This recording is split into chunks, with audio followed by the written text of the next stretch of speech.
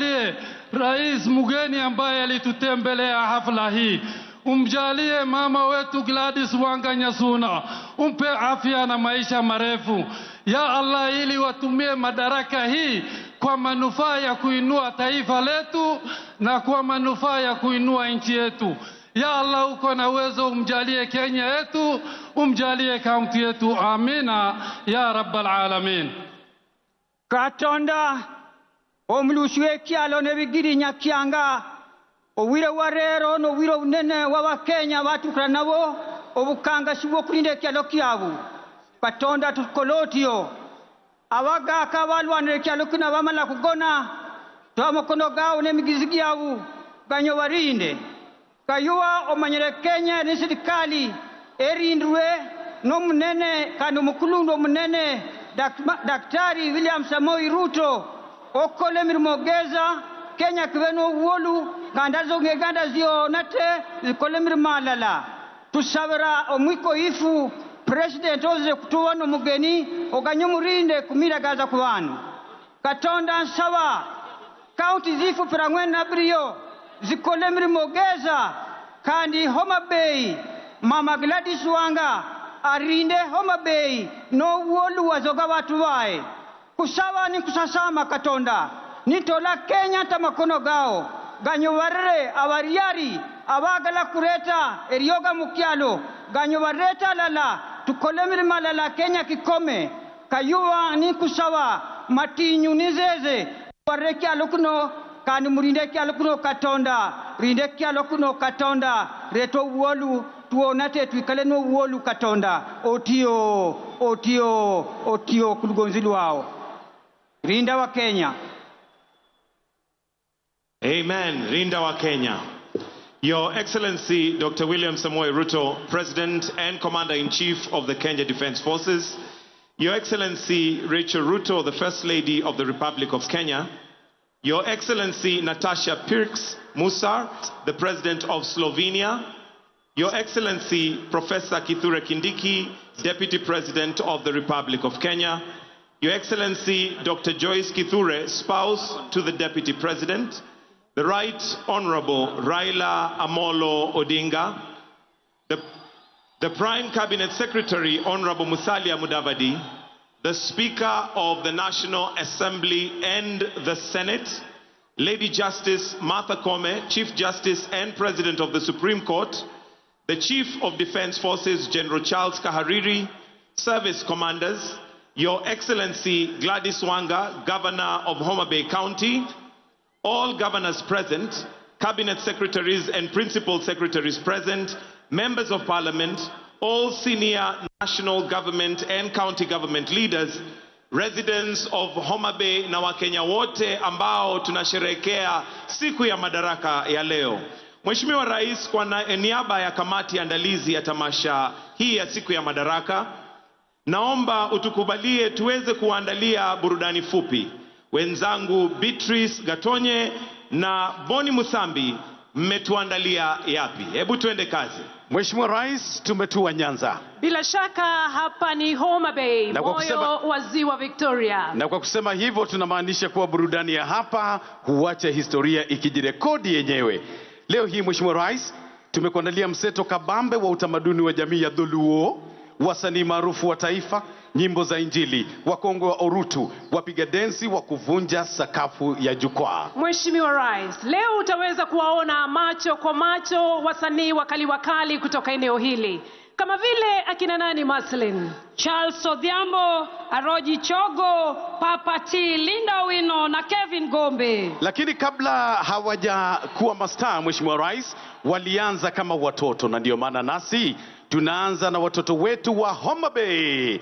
Leo tunajivunia zaidi ya watoto 500 kutoka shule 11 za gatuzi hili la Homa Bay, wakiwa chini ya uongozi wa walimu wao Eric Amuhaya, Faith Mbote, Ezekia Ogira, Suleiman Salim na Janet Langat kutoka Wizara ya Elimu. Watoto hawa watatumbuiza kwa nyimbo, mashairi, densi na michoro inayosifu taifa letu na kuadhimisha Madaraka Day kwa uzito wake. Burudani yote hii Mheshimiwa Rais iko chini ya kauli mbiu maji yetu, thamani yetu. Basi moja kwa moja kwa watoto na DJ Nez.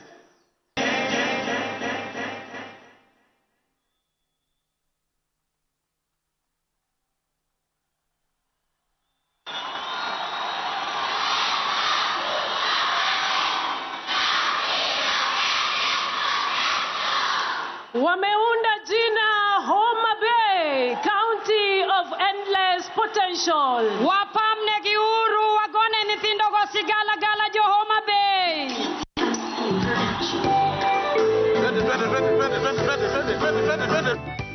Taifa letu Kenya, tumetoka mbali kwa pamoja. Kenya tumefika mbali, tunasonga mbele. Kenya tunasonga mbele.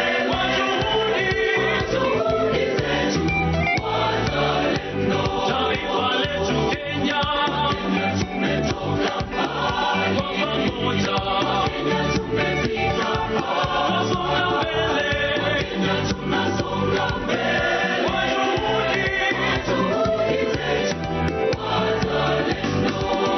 Tangu jadi wa Kenya tumeishi kwa amani tele, upendo na umoja. Tunajenga taifa imara lenye ufanisi. Tunajivunia taifa letu Kenya. Tumetoka mbali kwa pamoja. Tumefika mbali, tunasonga mbele. Kenya tunasonga mbele.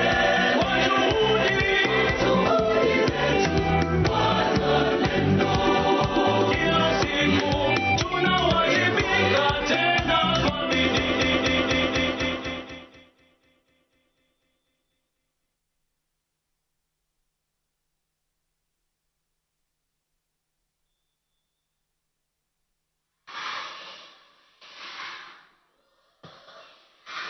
Tazama Mheshimiwa Rais, umeunda mashua MV Homa Bay, na hii blue unayoona ni ziwa Victoria. Makofi kwa watoto.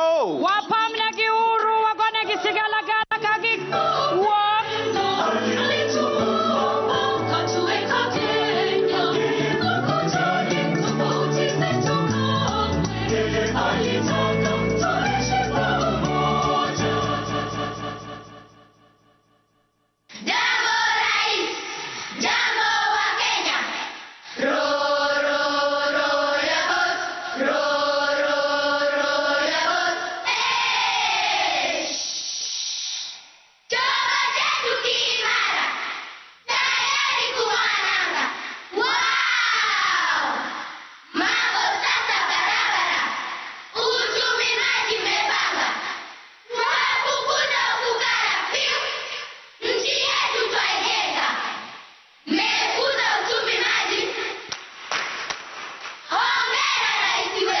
Hongera Rais wetu kwa kukuza uchumi maji. Makofi kwa Mheshimiwa Rais. PPMC Production.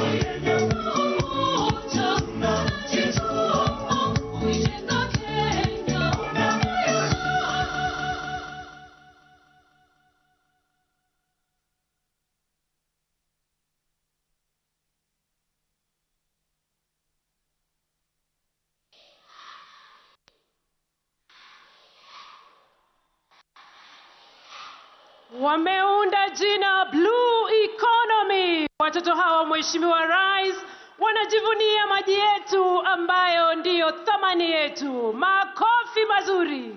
Wapamne giuru kagichumano.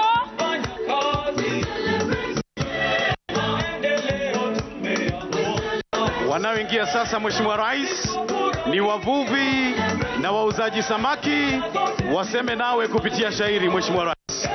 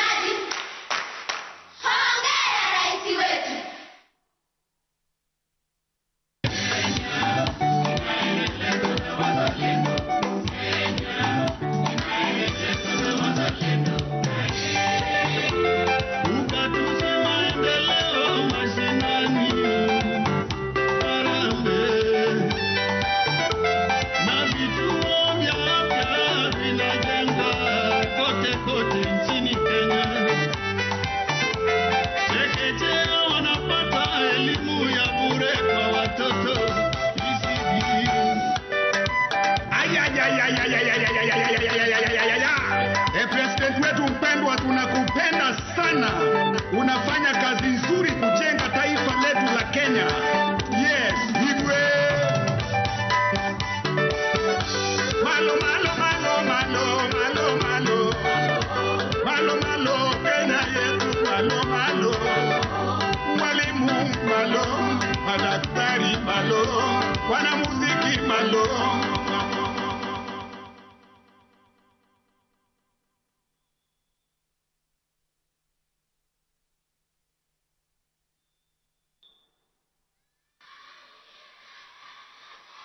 Ona maajabu, Mheshimiwa Rais, wameunda samaki. Mkono wa kushoto ni kichwa, mkono wa kulia ni mkia. Na kwa vile umeshusha bei ya unga wa ugali, mlo umekamilika, Mheshimiwa Rais. President wetu mpendwa, tunakupenda sana. Unafanya kazi nzuri kujenga taifa letu la Kenya. Yes, Igwe. Malo malo malo malo malo malo. Malo malo Kenya yetu, malo malo. Walimu malo, madaktari malo, wanamuziki malo, wakulima malo, wanajeshi.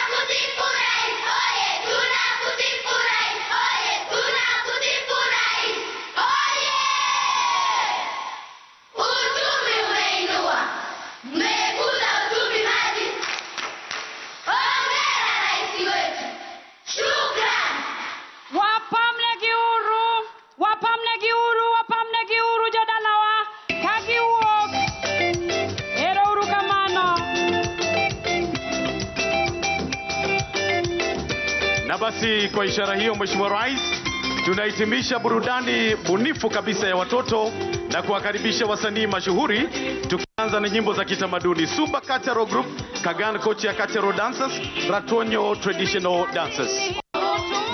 Charles Odhiambo, Kevin Orua, Peter Opio. Watakao kuandalia ohangla ni Acheng Nyarongo, Aroji Chogo, Freddy Jakadongo, Abongo Bwana, Oluch Digital, Papa T, Kaka Talanta, Osicho Jasuba. Wale watakao kuletea nyimbo za Injili ni pamoja na Milka Omondi, Linda Otieno, Owino, Fred Omondi, Christine Otieno, Paul Oleche, Kevin Gombe, Phoebe Moses, Irene Akoa na Janet Ohudu. Afrobenga, Mheshimiwa Rais, ni Awiko Wudinjapala, Lizi Seme, Abungu System, Kapweps, Anto, Eda Anyon, Omondi CEO, Shirina War na Linda Matiko, the Rumba Queen. Kazi kwenu.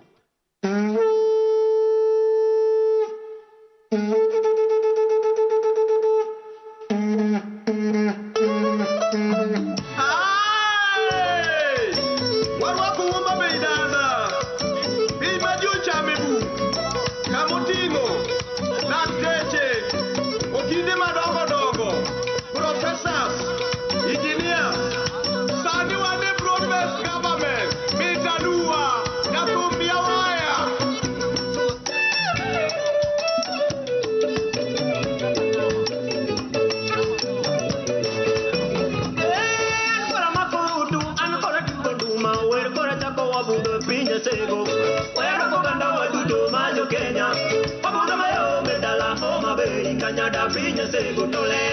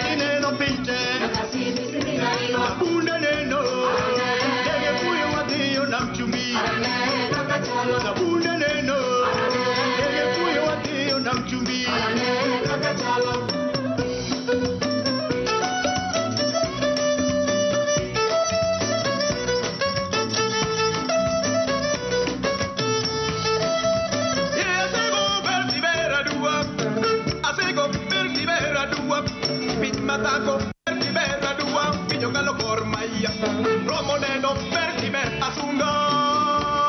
Hey!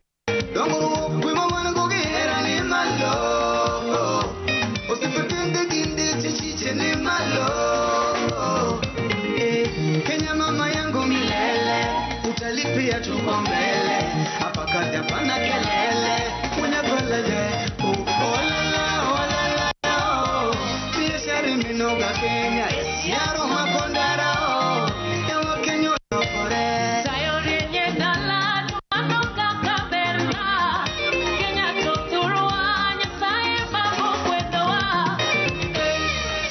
Kenya koro telo bele joturwa dongo neno Dongo ruok pendo biro sira wende jirende bende puoyo Sikunde wabeyo kendo nyanga pujo punje walongo Omiyo koro nyithiwa yudo somo mamalo Ngima beso ber nade omiyo wapako Kenya duto mang'o lwedo ni tinde wan malo Kenya orieny ahinya Afrika mpaka Europe Kenya wewe ni namba moja Twajivunia uongozi wetu sana Kote Kenya twasonga mbele pamoja Tusimame tushereke na sisi sote tusilale tuwajibike Kenya wakonya kajite yawa Kenya wakonya kajite Wakenya wote tusimame tushereke na sisi sote tusilale tuwajibike Kenya wakonya kajite yawa Kenya wakonya kajite Kenya yetu taifa bora wanawake wanang'aa Kwenye biashara na uongozi wanang'aa Teknolojia nayo sana wanang'aa Kwa bidii na hekima wanajenga taifa bora Kenya tuko mbele Kanya mwapacho hodonga gwelo dala Anayonda kubona sigalagala Kenya nchi yangu ninayoipenda sana Lona marafika dongienda Kenya bena Kenya bora Kenya marwa afya bora maisha bora Hospitali kote hadi mashinani Matibabu yameimarika katika kila pembe ya nchi yetu Wauguzi wote baraka tele Heko kwa wizara ya afya mbele Ahero tuzidi piny nyalo luonga CEO Jaganya mwango mabei mano piny mipuoyo ugatuzi Kelo dongruok miwuoro kila county Kelo something e san awacho san mashinani pongo san Jo down tie industry jo dala puro farm Jomoko timo mining jo lupo nie nam Kila county kelo something na Kenya na combine Kwa dhie pap jo adhula nie pap Jo rag kelo sifa jo ng'wech medo ga jua kali gero piny jo office Loso plan kila ng'ato kelo something na Kenya na combine Usalama wetu sisi upo mikononi mwetu sote Wanza na mimi na wewe na yeye Maafisa wetu wako imara kama simba Mipaka zetu zote kweli wamelinda Viongozi wetu wote pamoja na raia Aritamariwe wabelgikwe Ebinywani Nyanwa nyakamilambo Kabungu tumtopokla Ajira wero tuwa Selen kwetu kitwa Dala warwako welo Wabiro dio nyime kwa mako lwelo Riuo engi magare Jo Kenya wameduru gikina Kawatio mate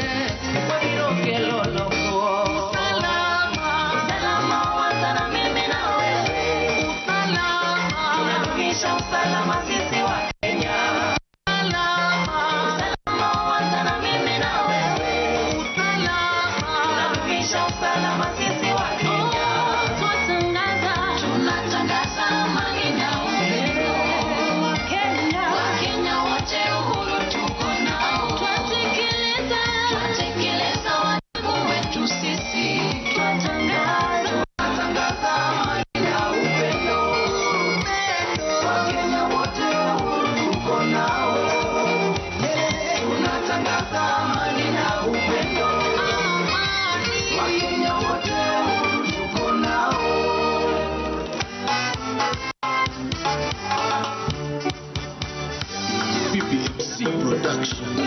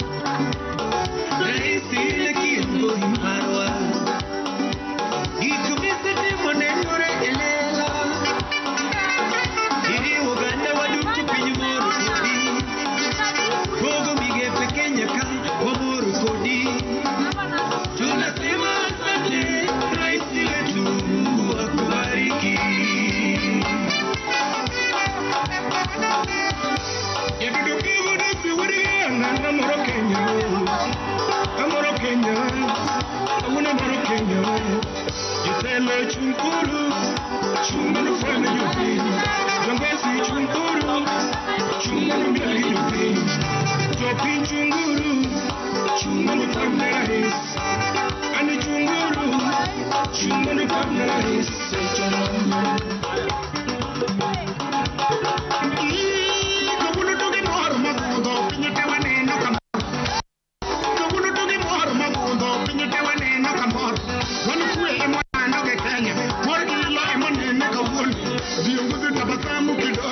kila mtu makofi ya chini, viongozi makofi ya kati, rais wetu makofi ya juu, tukisikia wagoyo vinyasi. Rais wetu tunakupenda zaidi. Sisi wa Kenya tunasema endelea mbele, fanya kazi, sisi tuko nyuma yako.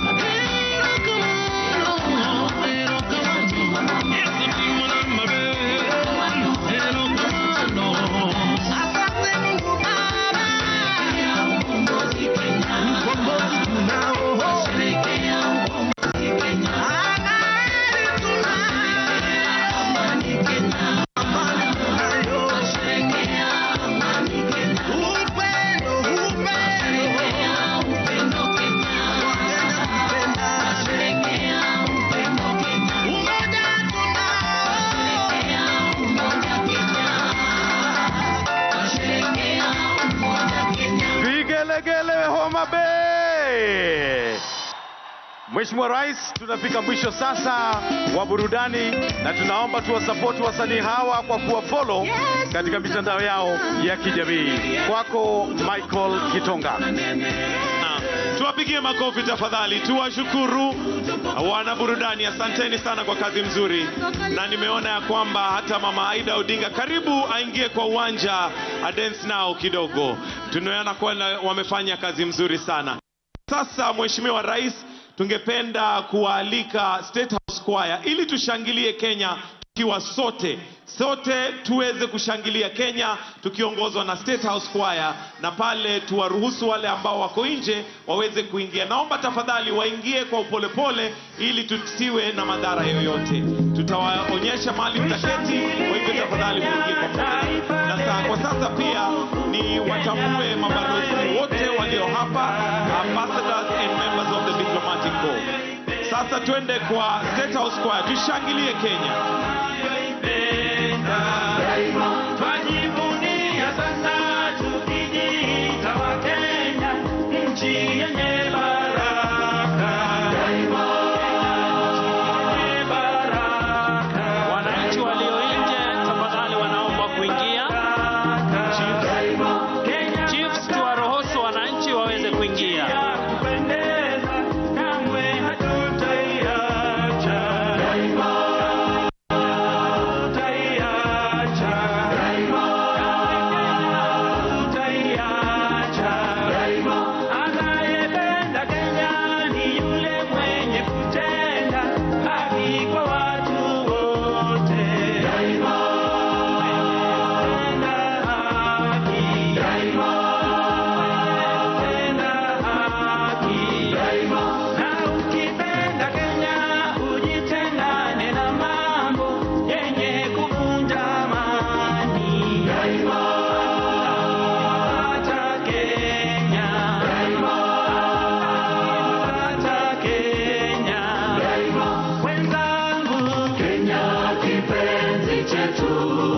hatutaiacha milele daima. Kenya kipenzi chetu, hatutaiacha milele daima. Kipenzi chetu, nchi yenye upendo, hatutaacha Kenya daima na milele. Kenya kipenzi chetu, hatutaiacha milele daima. Kenya kipenzi chetu, hatutaiacha milele daima. Sote wananchi wa Kenya, kutumikia Kenya daima na milele. Kenya kipenzi chetu, hatutaiacha milele daima. Kenya kipenzi chetu, hatutaiacha milele daima. Mama yetu tena ni baba yetu, hatutaacha Kenya daima na milele. Kenya kipenzi chetu, hatutaiacha milele daima. Kenya kipenzi chetu, hatutaiacha milele daima. Hatutaiacha Kenya, nchi yangu, mimi ni mwana Kenya daima. Nikienda ng'ambo nitarudi, mimi ni mwana Kenya daima. Sitatangamana kamwe na wageni, mimi ni mwana Kenya daima. Sitapotoshwa na wabaya, mimi ni mwana Kenya daima. Sitasaliti Kenya, nchi yangu, mimi ni mwana Kenya daima. Majirani wangu nitalinda, mimi ni mwana Kenya daima. Wenzangu, Kenya kipenzi chetu, hatutaiacha milele daima. Kenya kipenzi chetu, hatutaiacha milele daima. Shangilia Kenya, taifa letu tukufu, Kenya tunayoipenda daima. Kenya nchi tunayoipenda daima. Kenya nchi tunayoipenda daima.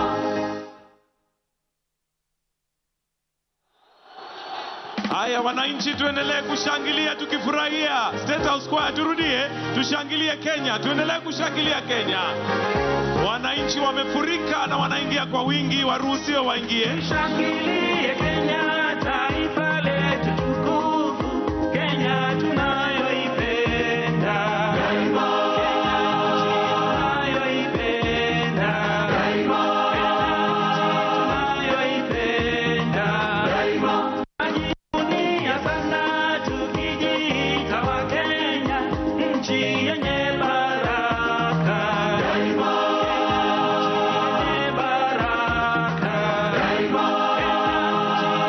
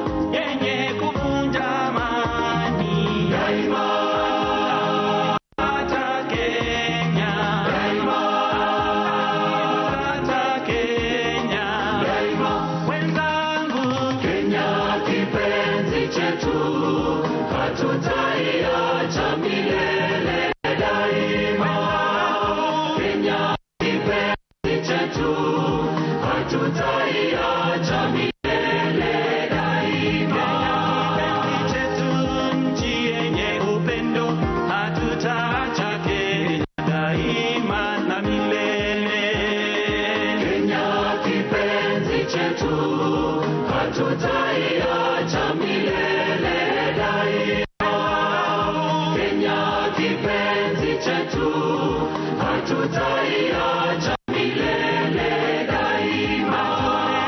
Sote wananchi wa Kenya kutumikia Kenya daima na milele. Kenya kipenzi chetu, hatutaiacha milele daima. Kenya kipenzi chetu, hatutaiacha milele daima. Kenya ni mama yetu, tena ni baba yetu, hatutaacha Kenya daima na milele. Kenya kipenzi chetu, hatutaiacha milele daima. Kenya kipenzi chetu, hatutaiacha milele daima. Hatutaiacha Kenya nchi yangu, mimi ni mwana Kenya daima. Nikienda ng'ambo nitarudi, mimi ni mwana Kenya daima. Kamwe na wageni, mimi ni mwana Kenya daima. Sitaondoshwa na wabaya, mimi ni mwana Kenya daima. Sitasaliti Kenya nchi yangu, mimi ni mwana Kenya daima. Majirani wangu nitalinda, mimi ni mwana Kenya daima. Wenzangu, Kenya kipenzi chetu, hatutaiacha milele daima. Kenya kipenzi chetu, hatutaiacha milele daima. Kenya taifa letu tukufu, Kenya tunayoipenda daima. Kenya nchi tunayoipenda daima. Kenya nchi tunayoipenda daima. Mbele tunaweza tukaketi tafadhali, ili wale ambao wanaingia waweze kupata nafasi. Wale tuko mbele tunaweza tukaketi. Haya, State House Choir tutaendelea, na pia DJ kama unaweza tupatia wimbo wa songo utafurahia. Lakini wale ambao wanaingia tafadhali tukiwe kwa upolepole. Kuna nafasi ya kila mtu, kwa hivyo tusisukumane tafadhali.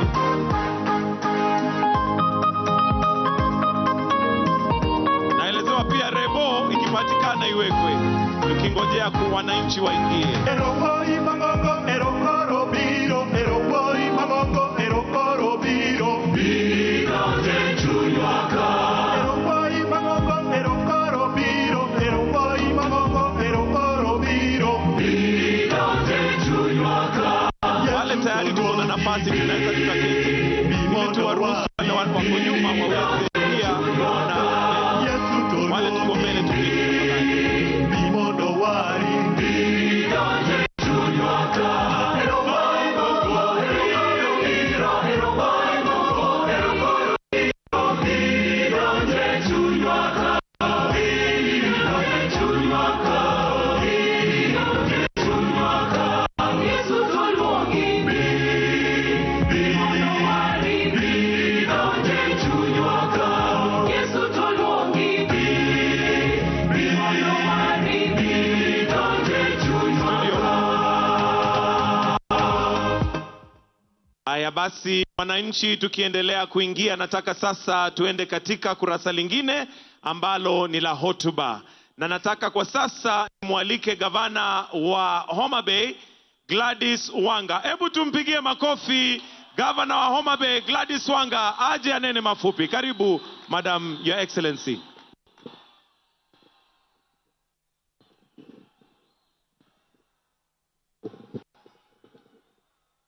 The President of the Republic of Kenya, His Excellency Dr. William Samoei Ruto, the First Lady of the Republic of Kenya, Her Excellency Rachel Ruto, our guest President, the President of the Republic of Slovenia, Her Excellency Natasha P.S. Musar, Your Excellency Right Honorable Raila Amolo Odinga, Her Excellency Mama Ida Betty Odinga, Deputy President of the Republic of Kenya, His Excellency Professor Abraham Kithure Kindiki, and Dr. Joyce Kithure.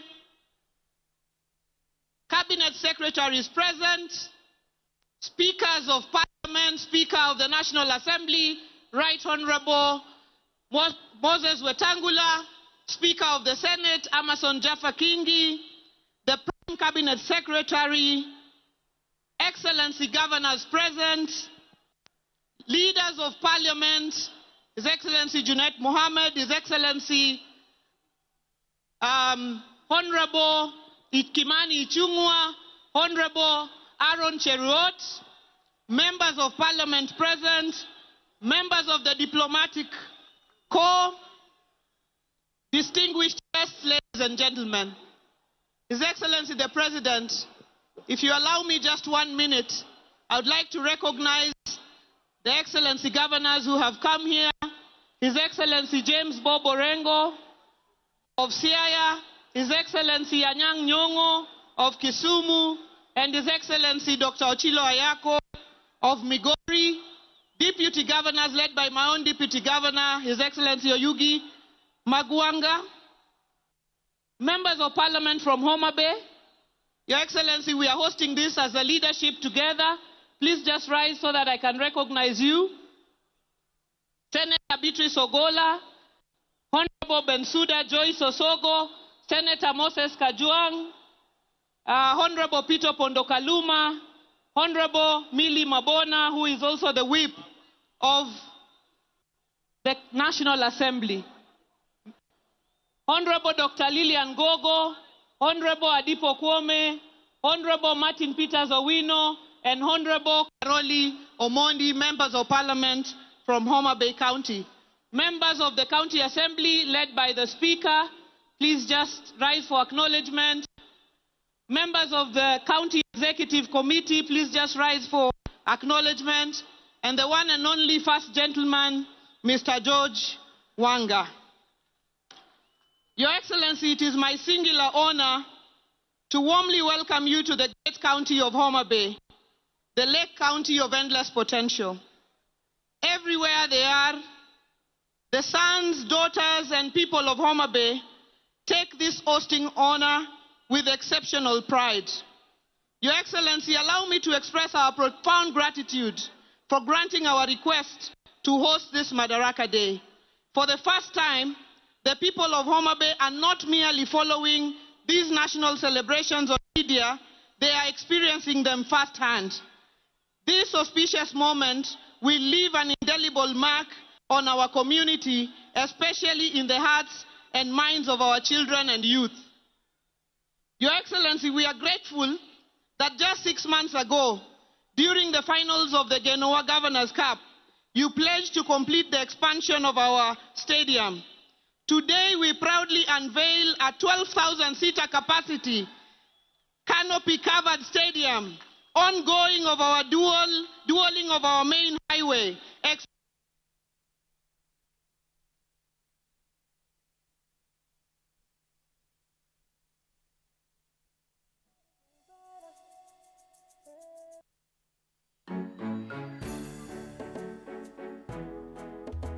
Our name is derived from the majestic Homa Hills and the lakefront, the bay. Of the 6% of Kenya's Lake Victoria, almost 80% lies within Homa Bay County. It is a beautiful gem with scenic beaches, beautiful sunsets, breathtaking hills, the Ruma National Park and the rare Rowan antelope, Simbi Nyaima and its flamingos, and the beautiful islands of Mfangano, Rusinga, Takawiri, Kiwa, Kibuogi, Ringiti, Ngode, among others. Homa Bay offers an abundance of natural wonders. On this historic event, as we celebrate the 62nd Madaraka Day, let me reflect on the contribution of Homa Bay's legends in the making of our nation. Gor Mahia, Ojijo Teko, Tom Mboya, Paul Mboya, Otieno Kajwang', Orwa Ojode, Dr. Odhiambo Mbai, the chair of the Devolution Committee during the Constitutional Review, among others. It is befitting that we named this magnificent stadium Raila Odinga Stadium in Homa Bay, Rosh, to honor and celebrate the father of devolution in Kenya, Baba Raila Amolo Odinga. Asante Baba for defending devolution. Ladies and gentlemen, in celebrating women's leadership, as to honor and celebrate the father of devolution in Kenya, Baba Raila Amolo Odinga. Asante Baba for defending devolution. Ladies and gentlemen, we celebrate women leaders on whose shoulders we stand. Mama Phoebe Asio, Mama Rachel Ruto, and Minpin, Her Excellency Dr. Canon Ida Betty Odinga, among many others. We thank the people of Homa Bay for electing women leaders, as we are among the few counties that have achieved the 2/3 gender rule, with election of Honorable Millie Mabona, Honorable Dr. Ivo Bara, Honorable Dr. Lillian Gogo, Honorable Bensouda, and Senator Beatrice Ogola. Your Excellency, we celebrate your government's partnership with Homa Bay County, anchored in our constitutional framework. Since independence, no administration has matched your dedication to our development. The construction of 10 fresh produce markets in Kijebi, Luanda, Sindo, Mbita, Ndiwa, Rodi Kopan, Kindu Bay, Misambi, Kobodo, and the Homa Bay Fish Market at the lakefront, which you launched on Friday, will economically empower and dignify our farmers and traders. We thank you for approving additional markets in Kadongo, Kosele, Nyangueso, Pala, Sikuadi, and Rangue. Your Excellency, revitalization of the piers in Homa Bay, Kendu Bay, and Bita will foster seamless connectivity across Lake Victoria. In the near future, you will launch the Lake Victoria Public Ferry. Your Excellency, in line with this year's theme of the Blue Economy and Maritime Affairs, we request your government to support the setup of the Blue Economy Center of Excellence at the Tom Mboya University, lake safety for our fisherfolk, support for our beach management units, and inclusion of women and youth to attain the 52,000 potential blue economy jobs in Kenya. We applaud the commencement of construction of critical road networks, including the Mfangano Ring Road, Rusinga Ring Road, Mbita Sindo Magunga Sori Road, Kadel Kanyadiang Road or the Ojijoteko Road, Rangwe Oboke Nyaburu Road, Rangwe Ndiru Road, Kadongo Gendia Road, Nambakaraboka Diedo Road, the Gor Mahia Ring Road, Wahambla Imbo Road, La Laruga Road. The Gor Mahia, which you launched just the other day. These projects will enhance connectivity and drive economic growth for our people. Your Excellency, as a county, since coming into government 2.5 years ago, we have raised our on-source revenue by over 700%, from 191 million to over 1 billion shillings. Using this enhanced on-source revenue, we are constructing a 5-story accident and emergency block in our Homa Bay Teaching and Referral Level 5 hospital, which will serve as our referral hub, our commitment to a healthier and wealthier county. We are aggressively addressing infant and maternal mortality and combating the triple threat of gender-based violence, HIV, and teenage pregnancies. Your Excellency, following cutbacks in foreign assistance, we call on your government to assist county governments in recruitment, in financing recruitment of healthcare workers and regularization of UHC staff. Showcasing our boundless agricultural potential, according to the KNBS, Homa Bay is the leading producer of fish, sunflowers, sweet potatoes, and peanuts in Kenya, the second largest producer of cotton, and the top 3 millet and sugarcane producer, not forgetting our sweeted pineapples from Olare in Kochia. The establishment of the Riwa Special Economic Zone and the County Aggregation and Industrial Park, in partnership with your government, will facilitate value addition, agro-processing, industrial growth, wealth and job creation. The setting up of the fish processing plant by Victory Farms aligns with our vision for private sector partnerships. We call on more private sector players to set up at the Riwa Special Economic Zone in areas of cotton ginning, edible oil processing, sweet potato pelleting, among other value chains. We request your government, Your Excellency, to support us with the horizontal infrastructure at the Riwa SCZ. Your Excellency, we are committed to education. We have built 241 classrooms under a program dubbed Dondoa Kaunda in the last 2 years. Our Fundi Mangula Vocational Training Scholarship, Fins to Swim Scholarship, and bursary program supports over 20,000 beneficiaries every year. We thank all our partners for their support across various sectors. Joturuawa mabor, tokendo wadi mabor. The construction of our new county headquarters in partnership with CPF is now nearly complete, and it will provide a one-stop shop for all government services, complete with a Huduma Center. This project is part of a broader vision to transform Homa Bay into a vibrant economic hub and a gateway to East Africa. We are relocating administrative offices to open up the lakefront for investment, tourism, and hospitality. Our larger vision is to have a Homa Bay city in a decade, the Cape Town of Kenya. Your Excellency, on behalf of the people of Homa Bay, let me thank you for appointing our sons, CS National Treasury, Honorable FCPA John Badi, and the PS Interior, Dr. Raymond Omolo, to critical dockets in your government. Your Excellency, let me celebrate our unity in progress. The success of Homa Bay has been achieved by working together. In our quest for development as captured in the ODM 10-point agenda, I thank you, Mr. President, and Your Excellency Baba, for coming together to ensure that no Kenyan is left behind through this broad-based arrangement. This is how we will tackle the challenges confronting us, by having everyone on board the Kenya prosperity ship, the men, the women, the youth, the persons with disability, the elderly, the marginalized, and all 47 counties. As we celebrate 62 years of self-rule, let us recommit ourselves to national unity, progress, and development.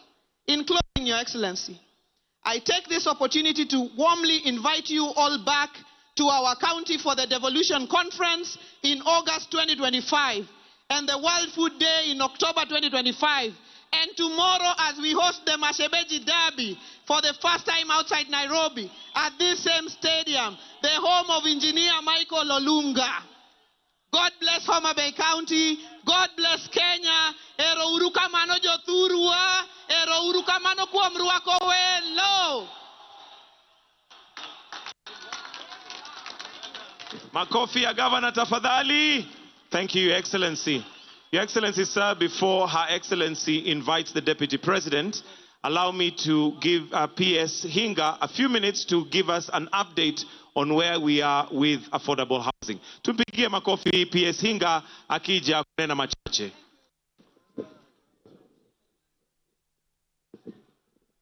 Your Excellency, the President, allow me to ride on the protocols already established.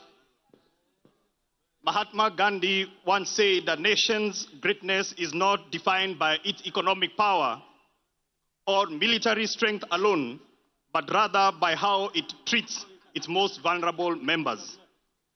Another great, Nelson Mandela, says, what matters in life is not the mere fact that we lived. It is what difference we make to the lives of others that will determine the significance of the lives that we lead. Your Excellency, as we celebrate Madaraka Day, we need to ask ourselves the question, 62 years later, are we free yet?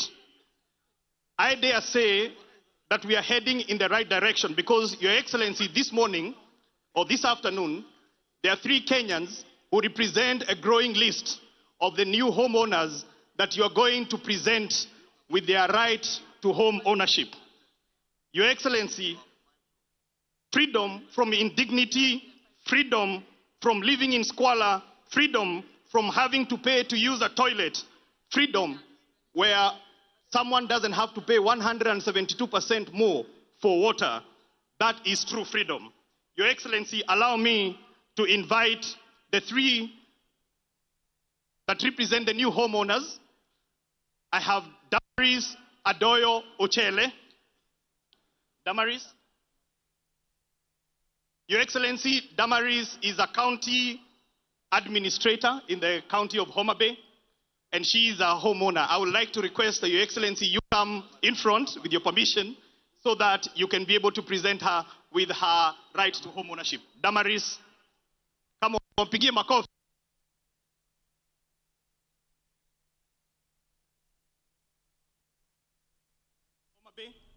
And she is a homeowner. I would like to request that Your Excellency, you come in front with your permission so that you can be able to present her with her right to homeownership. Damaris, come on, tuwapigie makofi Damaris, tafadhali. Victor is also able-bodied differently, and that means, Your Excellency, that we are still taking care of the most vulnerable people in our society. Victor is a new homeowner. Thank you so much. Makofi kwa Victor. Last but not least, we have Helen Osala. Your Excellency, that face I'm sure is familiar because Helen Osala is Mama Samaki. She is one of the ladies that had the pleasure of cooking for you fish the other day. She is a true testament of what you talked about bottom up. When you talked about you're going to build serikali na mama mboga na watu wa boda boda. Asante sana for dignifying Helen.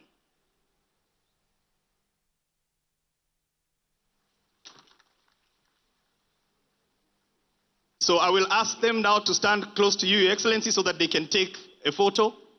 These are the three new homeowners that represent majority of the growing list of new homeowners. Your Excellency, we have changed the tune from freedom is coming tomorrow to freedom is here. Let's celebrate Madaraka Day for majority of Kenyans who are new homeowners. Thank you. God bless this great country.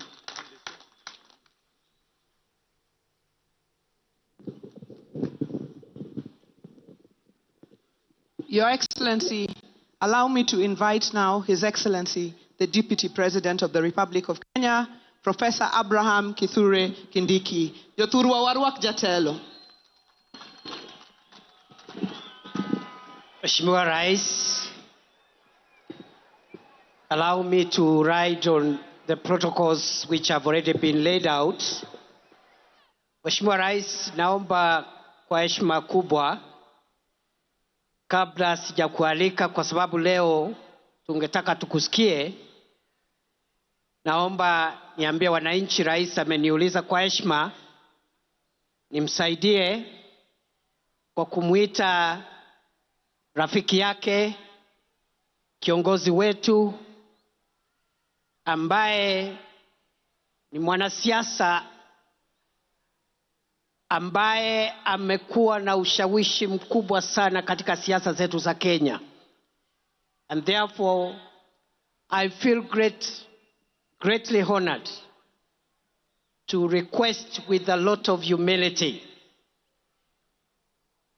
His Excellency Raila Amolo Odinga to say jambo before I can invite the President.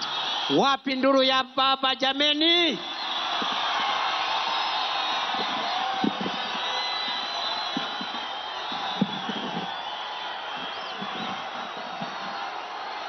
Haya.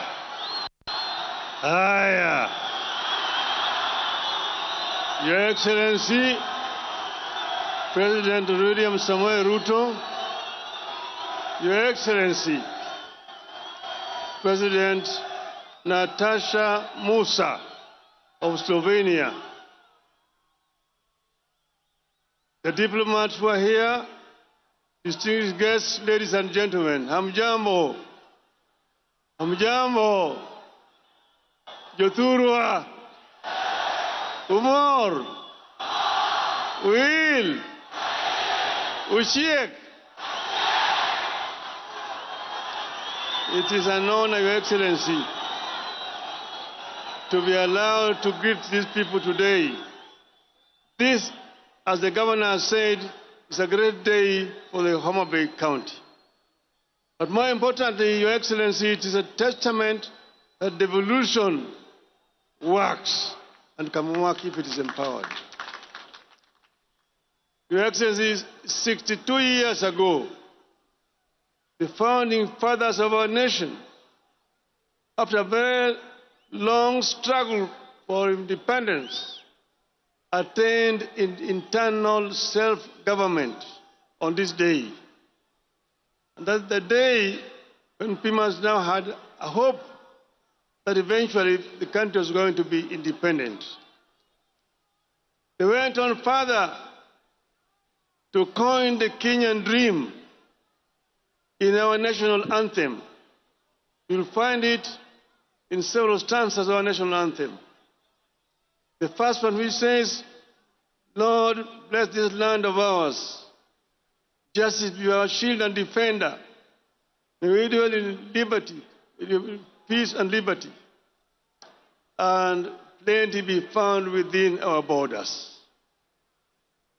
That meant that first, they want us to live in peace. And peace is just not the absence of war. Peace means that somebody has also got food to eat. And they say that unity, people should be united without any discrimination on the basis of gender, on the basis of tribe, on the basis of religion, and on the basis of culture. This is what our founding fathers wanted. Your Excellency, at that time, they coined a constitution that had devolution in it, called Majimbo at that time. Over the years, Your Excellency, there were changes. Eventually, when we struggled, we brought back devolution in our constitution. This devolution, Your Excellency, has had several challenges. But I want to invite you, Your Excellency, to ensure that devolution works. Empower the devolution. Number one, by giving more resources coming down to the counties. Let the counties have sufficient resources so that they can be able to provide services to the people. And then there are also some services which were not devolved. But, Your Excellency, those services which are not devolved can be delegated. Delegated to be implemented by the county government. But, Your Excellency, I want to plead with you, do not resurrect provincial administration. Provincial administration is a relic of colonialism.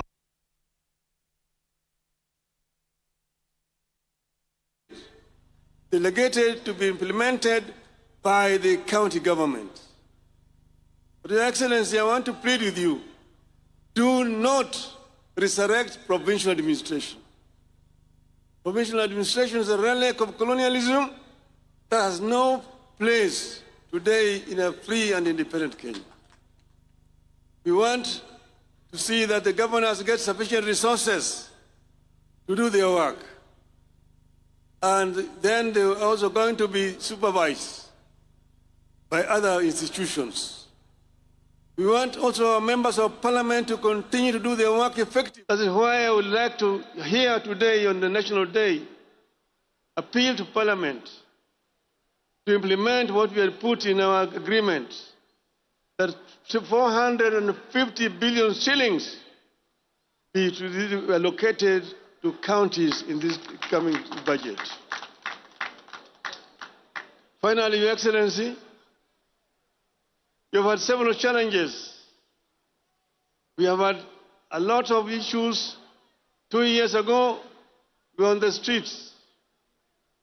And even last year, they were on the streets, the Gen Zs. I saw that during the prayer breakfast recently this week, there was apologies that were being made. The Speaker and yourself, which is wonderful, as a first step to reconciliation. But then there's the issue of people who are injured, some people who died during that time. I want today to say that we should do compensation to families of those who died and those who were injured, so that we can have a closure to this chapter of our national history today. We want Kenyans to live in peace and in unity. Yothurwa, Yothurwa, unenogi wanenoni, wije maber, uroko welu, amiari wani Yothurwa mondo riure kwa dhi nyime, wange kumadwa dhiye, wange kumae, wange kumatimunadi, kumadhiye. Your Excellency, thank you very much. Long live Kenya. Asante.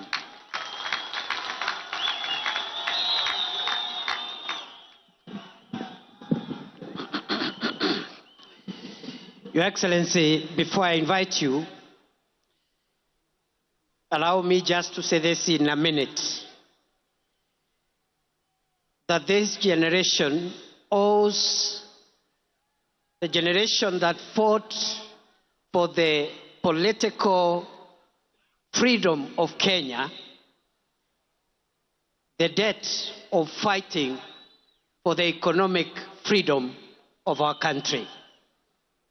As you lead us, Your Excellency, I am satisfied that we are on a course of paying the historical debt of our forefathers who fought for the freedom of Kenyans to govern their own affairs and to rule themselves. We are paying that debt by ensuring we also provide economic freedom to Kenya and its people. Number two, Your Excellency, in that journey, I am equally persuaded that we as a country, and with you as our leader, we are also creating a more inclusive Kenya. From an economic standpoint, for a long time, the investment of national resources, especially in supporting the value chains from where the majority of our people derive their income, those resources have sometimes forgotten certain sectors. I am glad, under your administration, Your Excellency, we are spending more money not only to strengthen the traditional value chains in tea and coffee and all the other important crops grown in our country, not just in livestock development, but we are also spending enough resources to provide support to fisher folk and make sure our country maximizes from our blue economy resources. Finally, Your Excellency, as we live and travel this journey, it is also clear on us that between yourself and His Excellency Raila Odinga, you are speaking to our nation so that we can forge closer ties among ourselves as citizens of Kenya, reduce barriers brought about by politics, ethnicity, religion. And going forward, Your Excellency, we look forward to your partnership, yourself and His Excellency Raila Odinga, and the rest of us who are fortunate to be in leadership positions, to build a more united Kenya, a more inclusive Kenya, where one's place of birth, religion, ethnicity doesn't have to count. Rather, their merit and what they bring on board in the contribution of our national development is what matters. I want to appeal that we also bring on board all generations, so that the younger people, the older people, the children, and even the generations to come, we all find ourselves in that one ecosystem, because we all belong to this country. No generation is superior to the other. The older people have a role to play. The younger people have a role to play. Our children have a role to play. Even the unborn, when they arrive in the world through Kenya, they will have a role to play. Nakushukuru Mheshimiwa Rais, na mimi nataka nikuambie nitaendelea kusaidia vile unajaribu kuunganisha Kenya. Nimshukuru mzee wetu Mheshimiwa Raila Odinga, ambaye ni kiongozi amesukuma siasa ya Kenya kwa muda mrefu, before some of us even arrived in the scene. But he is courageous enough, patient enough, all the time to consider Kenya greater than each one of us. Na kwa hayo mengi, Mheshimiwa Rais, allow me, fellow Kenyans, that we be upstanding as we invite President William Ruto to come and address us. Wapi shangwe na vigelegele jameni? Asanteni sana. Welcome, Mr. President.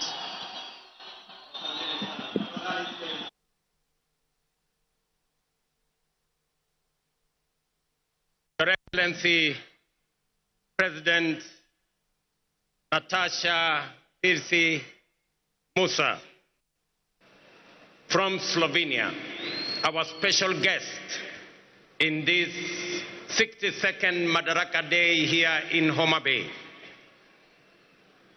Your Excellencies, honorable members, distinguished guests, ladies and gentlemen, the great people of Homa Bay and Kenya, hamjambo. Homa Bay hoye. Amoso u jodurwa. Jodurwa untie. Jodurwa umor. Jodurwa oil. Bwana Yesu asifiwe. Asanteni sana.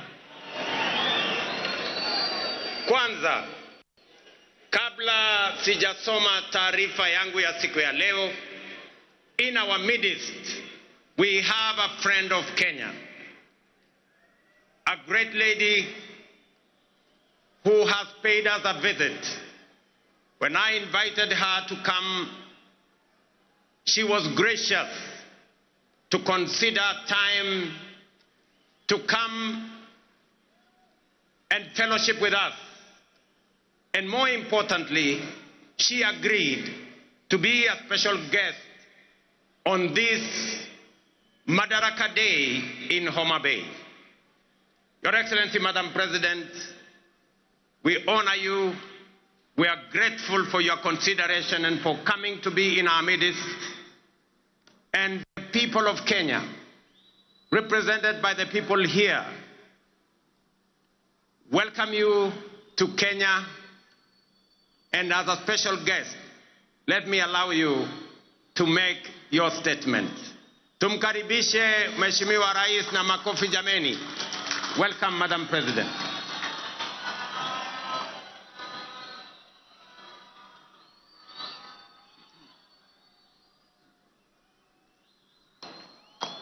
Hello, everybody. Dear Mr. President, distinguished guests, and above all, people of Kenya, I stand here before you, deeply honored by the privilege that Kenya, a proud and powerful nation of the African continent, has bestowed upon me to address the Kenyan people on behalf of the people of Slovenia. I stand before you, humbled yet proud of how warmly Slovenia has been received and of our shared desire to see the cooperation between our two countries flourish. 62 years ago, the Kenyan people wrote a pivotal chapter in history. Madaraka Day, the day Kenya gained the freedom of self-government, marked the day Kenya finally secured the right to shape its future. An arduous journey came to an end. The days when foreign settlers drove the Kenyan population from fertile land and forced them into poorly paid labor are long gone, but they will never be forgotten. For the struggle for the independence was anything but easy, and it came at a heavy cost. Of course, the Kenyan people know only too well that history is not just about facts. It is also about preserving and developing the fundamental values that ensure the survival of a nation. Values that strengthen its identity and, above all, its unity. Jomo Kenyatta, the man who led Kenya to independence, recognized this. He also knew that Kenya's unity alone would not be enough to secure a bright future of Africa. Africa must also unite. A strong Africa, ladies and gentlemen, means a strong Kenya. In this context, we must recall another milestone anniversary. The year 1945 not only marked the end of the Second World War. That year, 80 years ago, the Pan-African Federation was created. The founders of the Federation, including Jomo Kenyatta, sent a clear message to the world. 700 million people living under colonial rule and without rights had had enough. They demanded their place under the sun. One by one, former colonies became sovereign and independent states, but the idea of African unity never faded, least of all in Kenya. What better proof of this vision than the most important project in African history to date, the creation of the African Continental Free Trade Area in 2018. Kenya was among the first countries to ratify the founding treaty.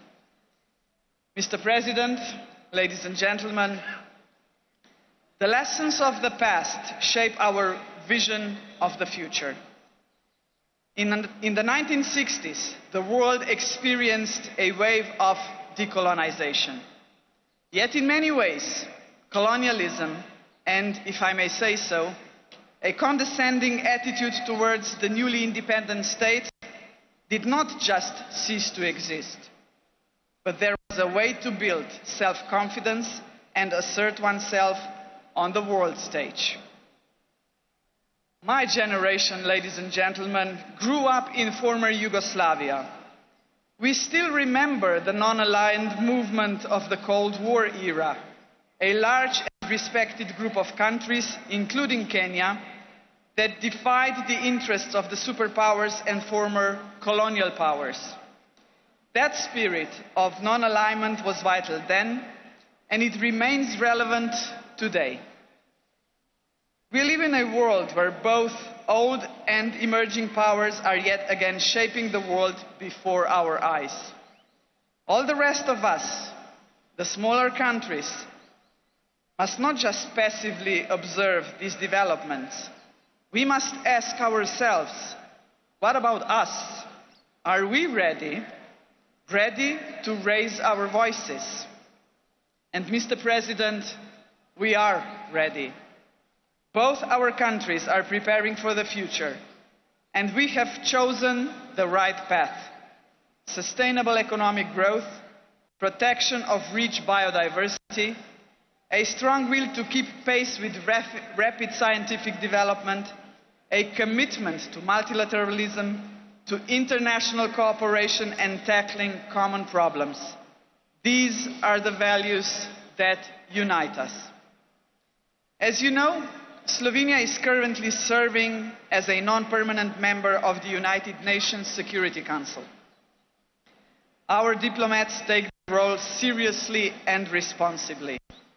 They speak out whenever injustice is done to people all over the world whenever innocent lives are lost. Kenya, too, brings a rich, in many ways unparalleled experience in multilateralism.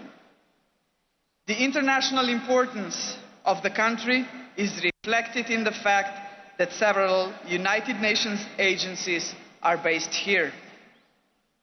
Both our countries believe in multilateralism because peace, justice and prosperity should not be the privilege of some at the expense of others. We are, after all, an international community, and in a community we look out for one another. And in a community, solidarity matters. In a community, cooperation must be our goal, not selfishness. In a community, peaceful settlement of disputes, not wars, must be the norm. Only such a united community will be capable of confronting the world's most urgent challenges, such as poverty and climate change, lack of access to basic needs and social exclusion. This is why we should be proud that there are several projects in which Kenya and Slovenia are working together to support each other in tackling this kind of challenges. Dear Mr. President, dear people of Kenya, the Slovenian people celebrate Madaraka Day with you. We are a young country, but we too have our own story of struggle for independence. We celebrate with you because we are both proud and confident nations, nations that revere the past yet look firmly to the future. We must not be discouraged by the troubled world in which we live. We should look for opportunities that lead to a strong economy, scientific progress, innovation and environmental protection. Unity and determination have brought us this far. They will take us even further. As late Kenyan and African literature giant Ngugi wa Thiong'o had said in his Dreams in a Time of War, believe in yourself is more important than endless worries of what others think of you. Value yourself and others will value you. Validation is best that comes from within. Happy Madaraka Day. Asante sana.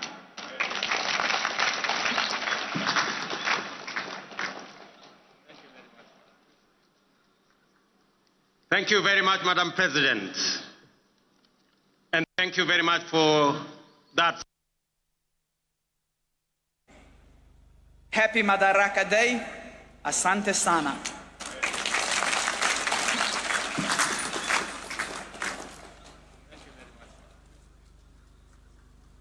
Thank you very much, Madam President.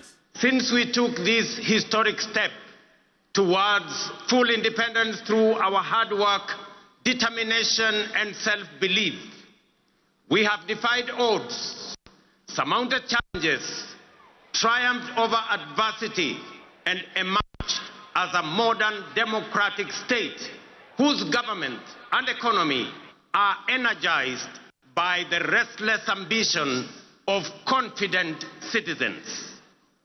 Our forefathers knew, as we do, that we, the people, are the foundation, the pillar, and the engine of the nation, and that only we can do the work of building a world.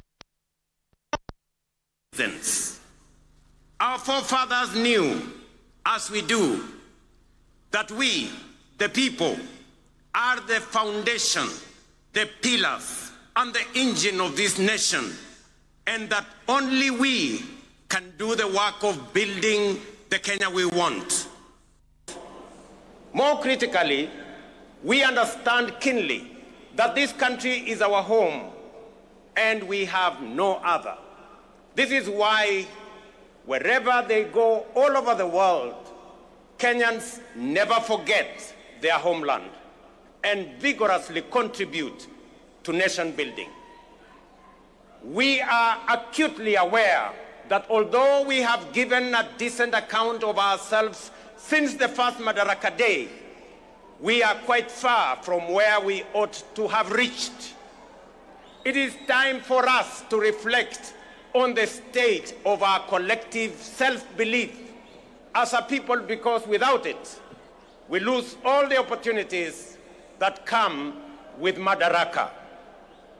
We all know that Kenya is not short of imaginative strategies and bold visions. In fact, so good are some of our plans that other countries have successfully implemented them and achieved impressive progress. That comes with positive change. Others think we are too poor or even in the wrong part of the world. Yet still, others do not want to see changes that benefit ordinary people or make life better for everyone. Today, ladies and gentlemen, I want to persuade the doubters that no one else is going to bring change except us. And the only way to build the Kenya we want is by embracing change, however uncomfortable it may seem at first, and that we must possess the self-belief individually and collectively to approach our tasks boldly, confidently, and with determination in order to deliver new, more and better, sooner rather than later. Ladies and gentlemen, over 2.5 years ago, we embarked on an ambitious journey of national renewal powered by the bottom-up economic transformation agenda and rooted in the will and sovereign consent of the people of Kenya. Bottom-up is not just a mere slogan. Today, it is a lived reality for millions of Kenyans, transforming lives and reshaping destinies across the country day by day. This agenda is the expression of a deeper yearning among Kenyans to take control of their own fate and break free from a long history of hopelessness, dependence, and exclusion. This renewal of our commitment to deliver on the fundamental mandate of Madaraka is inspired by the enduring spirit of self-determination through which we vow to give ourselves not only what was denied us during colonialism, but also what every citizen and every human being deserves. That is liberty, dignity, security, and opportunity. Madaraka affirms our collective faith, shared across generations of Kenyan patriots, that through hard work, innovation, and resilience, our farmers, traders, young people, workers, and professionals will rise to the occasion. With the strength of our imagination and effort, we can and must transform this nation with the imagination of our own minds and the work of our own hands. I speak to you today with a deep conviction that our country is firmly on the path to stability and progress. We have weathered turbulent times, navigated serious challenges, and through courage, policy decisions pursued with resolve, we have not only stabilized our economy, but also charted a clear course to long-term prosperity. Since August 2022, Kenya has recorded an average annual growth of an average of 5%, outperforming the global average of 3.3% and the regional average of 3.8%. Just last month, the International Monetary Fund projected our GDP to reach $132 billion. That is 17 trillion Kenya shillings, making us the largest economy in our region and the 6th largest economy in our continent. At the same time, inflation has declined sharply from 9.6% in October 2022 to 3.8% in May this year, well below our target of 5% and bringing welcome relief to households and businesses. This reflects the strength of our economic fundamentals and the impact of our bold reforms. During the same period, the shilling appreciated by nearly 20% against the US dollar, from Kenya shillings 162 to Kenya shillings 129, making it one of the best performing currencies in the world. The central bank rate has decreased from 13 to 10%, lowering the cost of borrowing and spurring private sector activity. Additionally, our foreign exchange reserves now stand at US dollars 10 billion, extending our import cover from 2.5 to 4 months. Ladies and gentlemen, the affordable housing program stands as a powerful symbol of the socio-economic transformation underway across Kenya. Last week, I had the privilege of handing over keys to the first 1,080 social housing units in the new Mukuru estate in Nairobi. As I said then, while it was a life-changing moment for the new homeowners, it was equally one of the most profound and consequential days in my political career to witness how a deliberate government policy can uplift lives, restore dignity, and offer hope to communities that have long lived on the margins of our society. Vulnerable, forgotten, and neglected. It also marked a proud milestone for Kenya and demonstrated that ambitious national programs can be successfully implemented to deliver tangible benefits to ordinary citizens and fundamentally reshape our understanding of meaningful change. To see families move from the hardship of overcrowded slums to the relative comfort of permanent homes, complete with electricity, running water, and clean cooking gas, was a powerful reminder of what pro-people policies can deliver and the great things we can achieve together when we focus our thoughts and energy on possibilities and action rather than obstacles and doubt. A little over 2 years ago, many were skeptical when we said that ordinary Kenyans can begin owning homes through a rent-to-own model, using the same amount they pay in rent. Today, that bold promise is being fulfilled. We saw the joy of Cherusha Mudhoni, a mother of 3, grandmother of 4, and second-hand clothes trader from Mukuru kwa Ruben as she stepped into her new home. Here in Homa Bay County, the county of limitless opportunities, just 2 days ago, I had the pleasure of handing over keys to the first occupants of 110 affordable housing units at Boma Yangu Housing Estate right here in Homa Bay. Among the new proud homeowners, some of whom are with us here today, were Kennedy Otieno Odede, a border writer, Helen Atieno Osala, a mama samaki at the new modern fish market here in Homa Bay, Geoffrey Othiambo Nyasuda, a Jua Kali fabricator, and Vincent Ocheng Onyango, a security guard. The journeys of new homeowners like Cherusha Mudhoni in Mukuru, Kennedy Odede here in Homa Bay, and thousands of others across the country, from the dehumanizing squalor of informal settlements to the security and pride of permanent homes, stand as a powerful testament to the transformative promise of bottom-up empowerment. They prove that with vision and resolve, courage and conviction, we can lift even the most forgotten among us into lives of dignity, hope,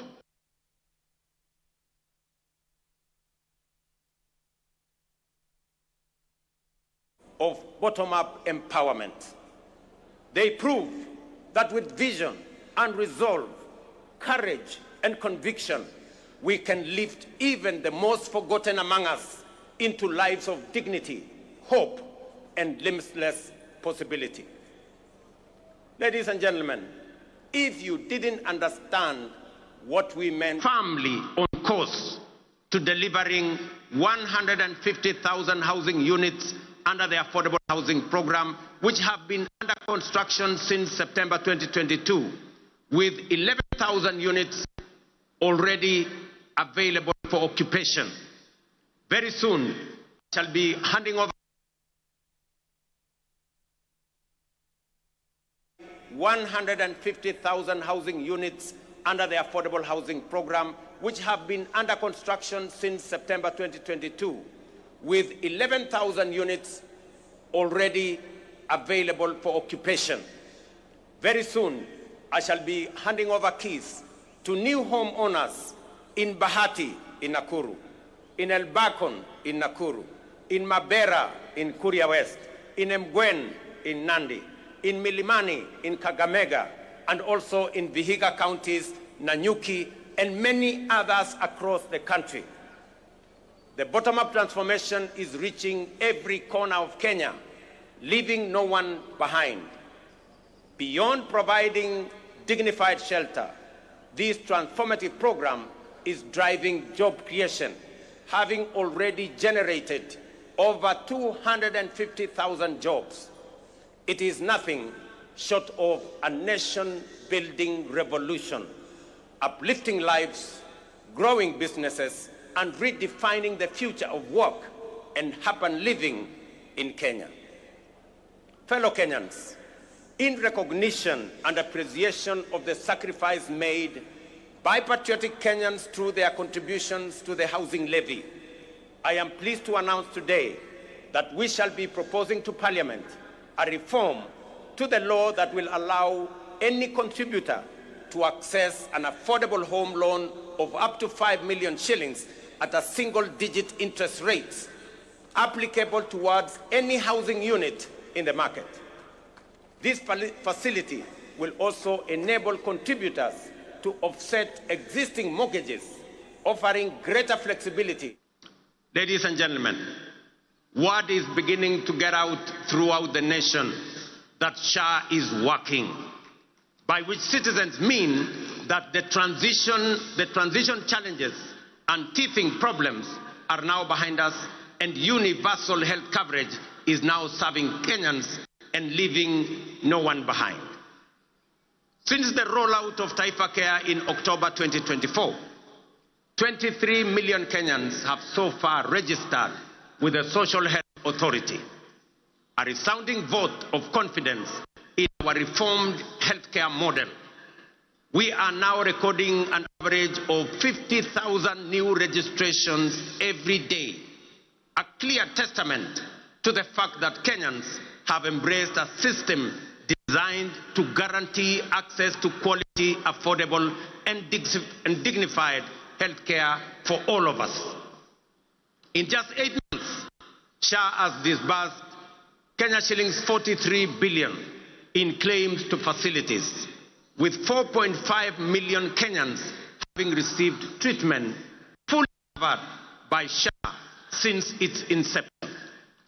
For the first time in Kenya's history, under SHA, citizens can access free emergency services in all facilities funded by the government through the Emergency Critical and Chronic Illness Fund. This groundbreaking reform is eliminating the burden of mandatory deposits demanded by hospitals, especially during emergencies. To sustain this momentum, the government has allocated sufficient resources to fully fund primary health care services. Every registered Kenyan can now access care in public and SHA-contracted facilities at no cost. Taifa Care is universal in both word and deed. These healthcare services deliver transformation goes beyond the magnitude of numbers or of new beneficiaries to real impact on citizens. SHA is settling payments promptly, ensuring that no Kenyan is turned away due to lack of funds. Additionally, to expand access to comprehensive inpatient care, the Social Health Authority is prioritizing the enrollment of all Kenyans with a particular focus on those in the informal sector, many of whom were previously excluded under the now defunct National Health Insurance Fund. Although informal households account for approximately 80% of the population, they have historically faced significant barriers to access health insurance. So far, 1.7 million informal sector households have successfully enrolled and paid for social health insurance, a record achievement representing the highest number of informal sector enrollment in a single year in the history of Kenya. To address persistent challenges such as irregular premiums and other contributions among informal sector workers, we are introducing an innovative and inclusive payment solution called Lipa Sha Pole Pole, or Lipa Sha Mos Mos. This initiative enables Kenyans to remit their annual SHA contributions through flexible, manageable installments, whether monthly, weekly, or even daily, based on their financial ability. It ensures families maintain continuous health coverage without financial strain, while simultaneously promoting the sustainability of the health insurance fund. Lipa Sha Pole Pole has been made possible through a strategic partnership between the Ministry of Health, the Ministry of Cooperatives and MSMEs, mobile network operators, and financial institutions through the Hustler Fund. The system is simple and accessible to citizens. Citizens can dial *147# and follow the prompts to enroll and begin their contributions immediately. In addition to enhancing access to health insurance, we have prioritized the availability of essential medical equipment in public health facilities, moving away from the previous managed equipment services model, which placed maintenance and service delivery responsibilities solely on county governments. We have adopted a more efficient approach under the National Equipment Supply Program. Under this new model, the national government, working in collaboration with county governments, engages directly with equipment manufacturers and suppliers to deploy critical medical equipment based on county-specific needs. Payments are made on a fee-for-service basis aligned with the gazetted SHA tariffs. This output-based financing mechanism ensures that facilities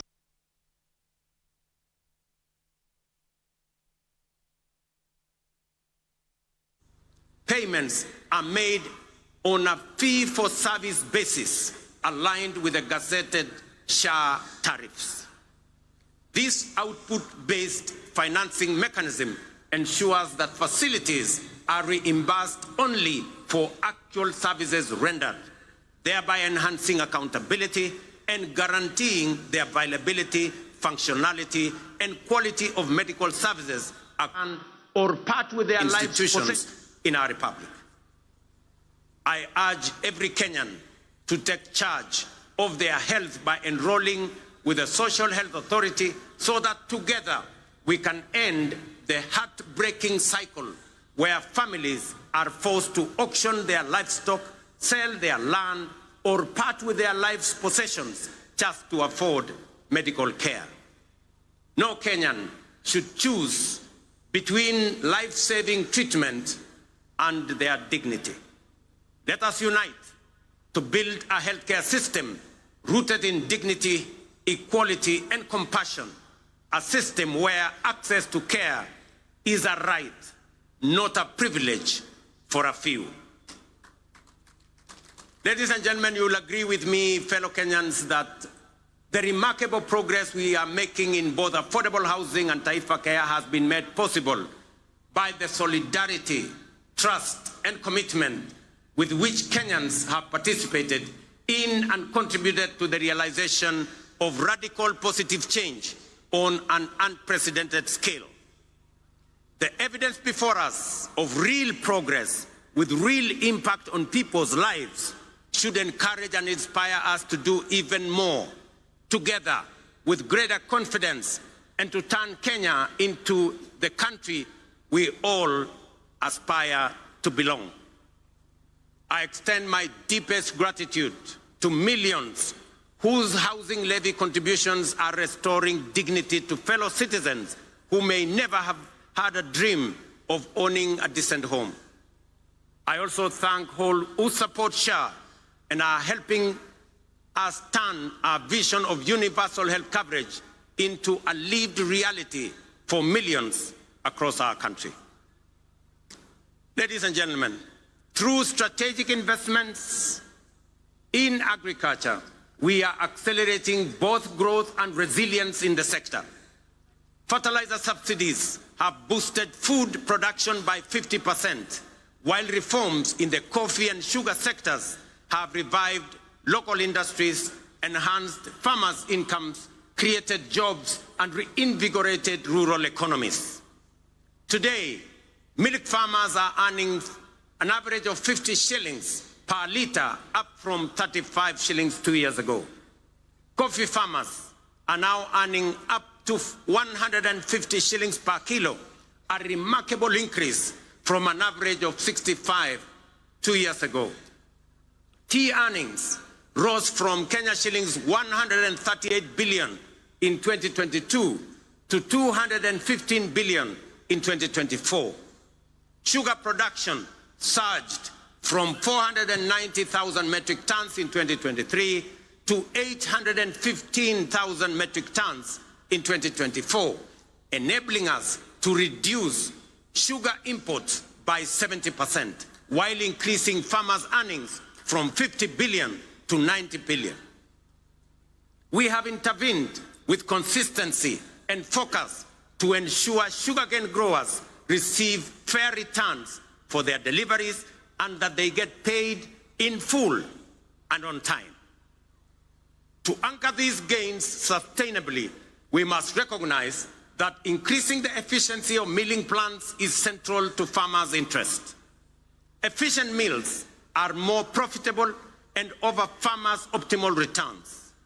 Conversely, outdated mills, some of which run on plants that are over 50 years old, recover only 1 ton of sugar from nearly 20 tons of cane, shortchanging our growers and robbing them of their sweat. In this connection, the recent competitive leasing of 4 state-owned factories, Nzoia, Chemelil, Sony, and Moroni, is another strategic step to inject efficiency, restore profitability, and safeguard farmers' livelihoods. Our goal is to modernize the mills, ensure prompt payment to farmers, workers' salaries and wages, and transform these once struggling factories into productive and sustainable enterprises. For years, these factories were a financial burden on the exchequer, surviving only on repeated taxpayer-funded bailouts while failing to pay farmers and workers. The government of Kenya has acknowledged its limitation in managing these mills. Let it be clearly understood that neither the factories nor their assets, including land, have been sold. They remain public property, leased under strict terms to private sector players to deliver shared value and revive the industry for the benefit of farmers, workers, communities, the sector, and the nation. As we dedicate our efforts to nation building, we are also preparing Kenya to thrive in an increasingly competitive, complex future. This requires equipping our learners with the knowledge, skills, and mindset necessary to seize opportunities and contribute meaningfully to national development. Guided by bold recommendations from the Presidential Working Party on Education Reform, we are undertaking the most transformational shift of our education system in over 6 decades. We have successfully transitioned to a competence-based education system, moving away from rote learning towards a dynamic, skills-based approach aligned with the 21st century needs and our socio-economic goals. Our next priority is to ensure every school has infrastructure and equipment needed to support both learners and teachers. To support this transition, and respond to the needs of our growing population, we have undertaken the largest teacher recruitment drive since independence, employing 76,000 new teachers over a period of 2 years, and are on course on additional 24,000 teachers by January next year. We also have built more than 23,000 additional classrooms, easing pressure on existing infrastructure and shielding teachers and learners from the burden of overcrowded classrooms. At the tertiary level, we have revolutionized education financing through a new student-centered funding model that ensures the sustainability of our TVETs and universities while expanding access for learners. Today, students from poor families get up to 90% of government scholarships, with parents paying only a nominal fee. In recognition of the transformative power of technical and vocational education and training, in tackling pressing socio-economic challenges such as youth unemployment, skills gaps, and poverty, the government is aggressively scaling up investment in technical training. TVET colleges enrollment is set to grow fourfold from 500,000 last year to 2 million by the end of this year, equipping a new generation with skills and knowledge needed to drive Kenya's industrialization, innovation, and economic competitiveness. Ladies and gentlemen, to further empower ordinary Kenyans and small businesses with affordable credit, the Hustler Fund has supported over 25 million borrowers, disbursed 70 billion, and mobilized 4.5 billion in savings. It has also introduced a revolutionary credit rating system that is transforming access to finance for millions who were previously excluded from the formal financial system. The Hustler Fund credit rating system is designed to offer fair and transparent assessment of creditworthiness. It serves as an alternative form of soft collateral for individuals at the base of our economy, the historically excluded majority who lack access to formal financing guarantees such as payslips, title deeds, or other traditional forms of collateral. To date, over 4.5 million beneficiaries with strong credit scores have been qualified for increased loan limits. Notably, 400,000 of them are now eligible for loans of up to 150,000 without any other collateral except their credit score, bringing them into direct engagement with commercial banks. This effectively integrates them into the mainstream financial system, unlocking greater economic opportunities for them. As part of this financial empowerment program for those at the base of our economy, I am pleased to announce that in recognition of the immense potential of our young people, their critical role in the economy, and their capacity for creativity and innovation, the government of Kenya has partnered with the World Bank to roll out the 20 billion by enhancing their employment opportunity towards advancement project, commonly known as Nyota. This initiative aims to empower over 800,000 young people aged between the ages of 18 and 29 years, and up to 35 years for those with disabilities, by enhancing their employability through skills, training, on-the-job experience, recognition of prior learning, and entrepreneurial development, and the promotion of a savings culture. The Nyota project leverages the Hustler Fund platform and has already attracted over 1 million applicants for its business support component. This initiative targets at least 70 young people in every ward across Kenya, offering grant funding, business training, and market linkages. We have committed 5 billion Kenya shillings in grants to support 100,000 young people. Each will receive Kenya 50, aimed at engaging over 110,000 young people across the 47 counties in meaningful work that strengthens their nation's resilience, beginning with informal settlements. Launched last year in Nairobi, the program has recorded significant success and is now being expanded to the remaining 46 counties.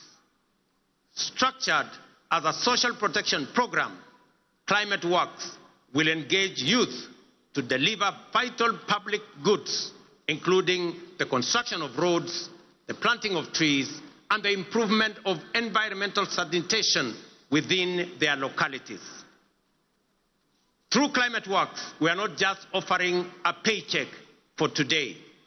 We are providing financial relief and a bridge to future opportunities, enabling young people to pursue their next steps, whether in launching a business, furthering their education, or stepping into long-term employment. So vijana wa Homa Bay, mujipange kuanzia next week. Ile ilikuwa inaitwa kazi mtaani, sasa itaanza Kenya mzima, na vijana 110,000 watapata nafasi ya kushiriki katika kazi hiyo. Ladies and gentlemen, the blue economy is a central pillar of the bottom-up economic transformation agenda with vast potential for job creation, food security, revenue generation, and rural development. Many nations have leveraged their marine resources for prosperity.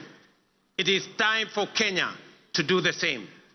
That is why this Madaraka, themed around the blue economy and maritime affairs, is being marked here in Homa Bay, the bay of endless opportunities.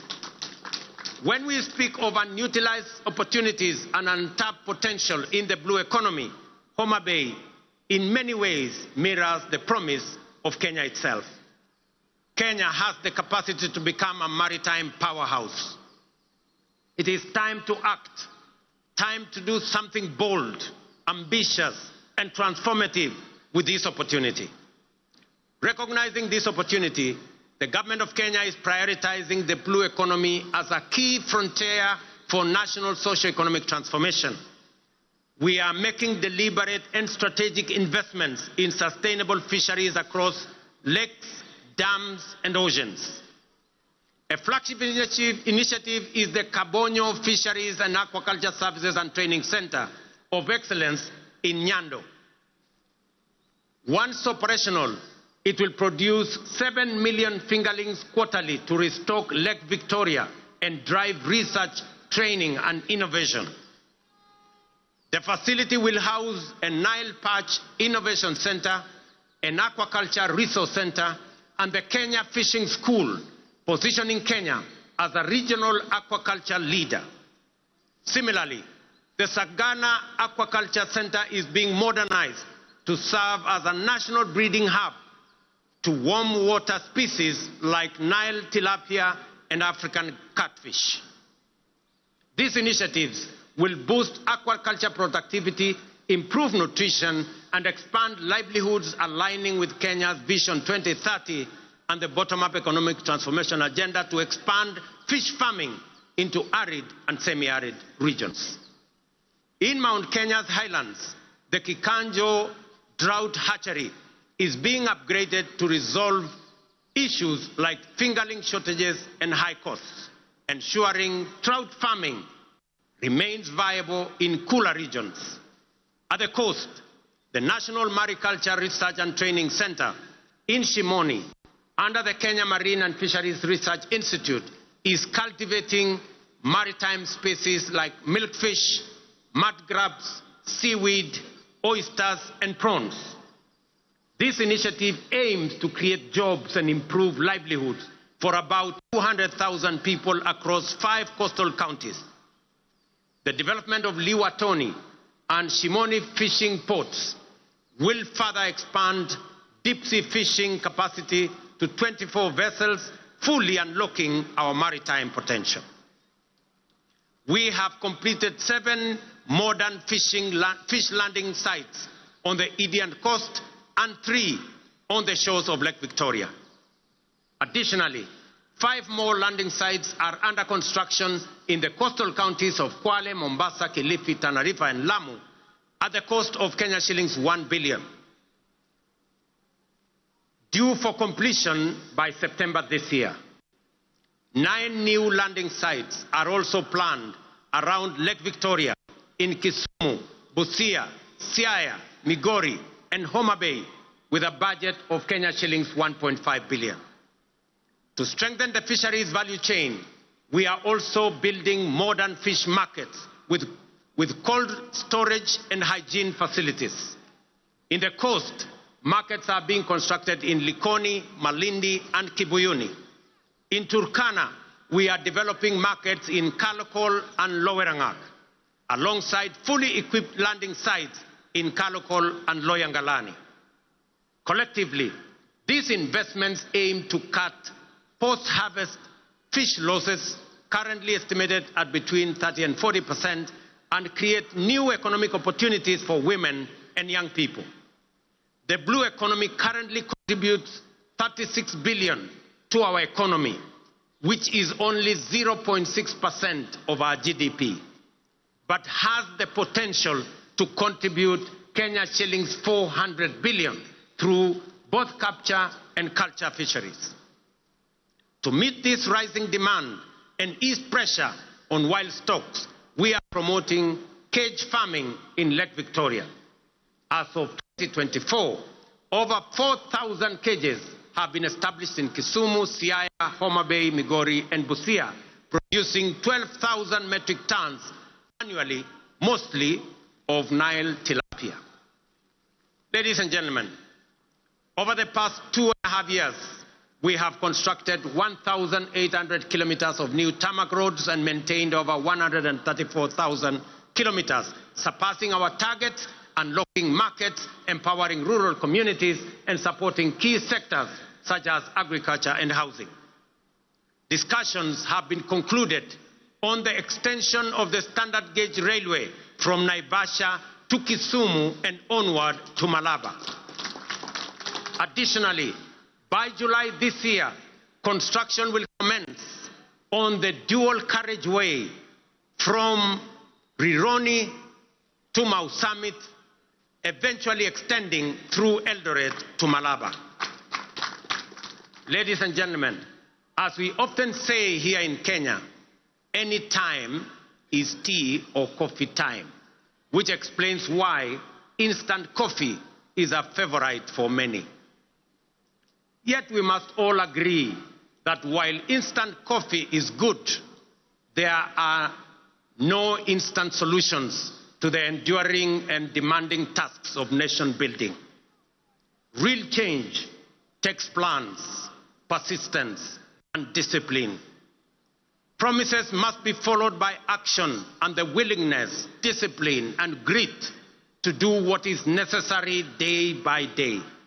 Above all, we must overcome the fear of change, knowing that today's world demands courage, conviction, and bold leadership. The transformation underway throughout our country is real and considerable. Profound change is taking place before our eyes. Our children are getting quality education and relevant education. By January next year, we will have employed 100,000 teachers, the highest number in our nation's history, to help build the workforce of the future. Roads are connecting communities. Electricity is reaching every village. Dignified homes are rising across counties. Farmers are feeding the nation. Millions now access quality health care without barriers. Border riders are getting affordable credit, and Mama Mboga are thriving in modern markets nationwide. This is bottom-up economic transformation in action. No longer a distant dream, but a lived reality for millions of hard-working Kenyans whose dreams are now within reach. We must sustain this momentum to make up for lost time and create opportunities for millions still yearning for a chance. We must remain steadfast in our belief in Kenya's potential and in our ability to realize our dreams. Let us never become a nation that stopped believing, nor a people who only dreamed but were too afraid to act. Let us move forward with the same spirit, honoring the vision of our founding fathers. Their dream was not just self-rule, but a nation where every Kenyan from every corner can dream freely, strive equally, and achieve their potential. Today, we renew that promise to leave no one behind and build a Kenya where hope and opportunity are a right for all. Jameni, munikubalie nimalizie hapo nikiwaambia ndugu zangu wa Homa Bay, asanteni sana kwa kutukaribisha Homa Bay. Tunawaheshimu, tunawapenda, na mimi nataka niwahakikishie safari hii tutatembea kwa pamoja. Nataka nimshukuru ndugu yangu mkubwa Mheshimiwa Raila Odinga aka Baba kwa kuunganisha pamoja na mimi taifa letu la Kenya. Tuondoe siasa ya chuki na ukabila na mambo ya kisirani. Tuwaweke watu wa Kenya pamoja kwa sababu umoja ni nguvu.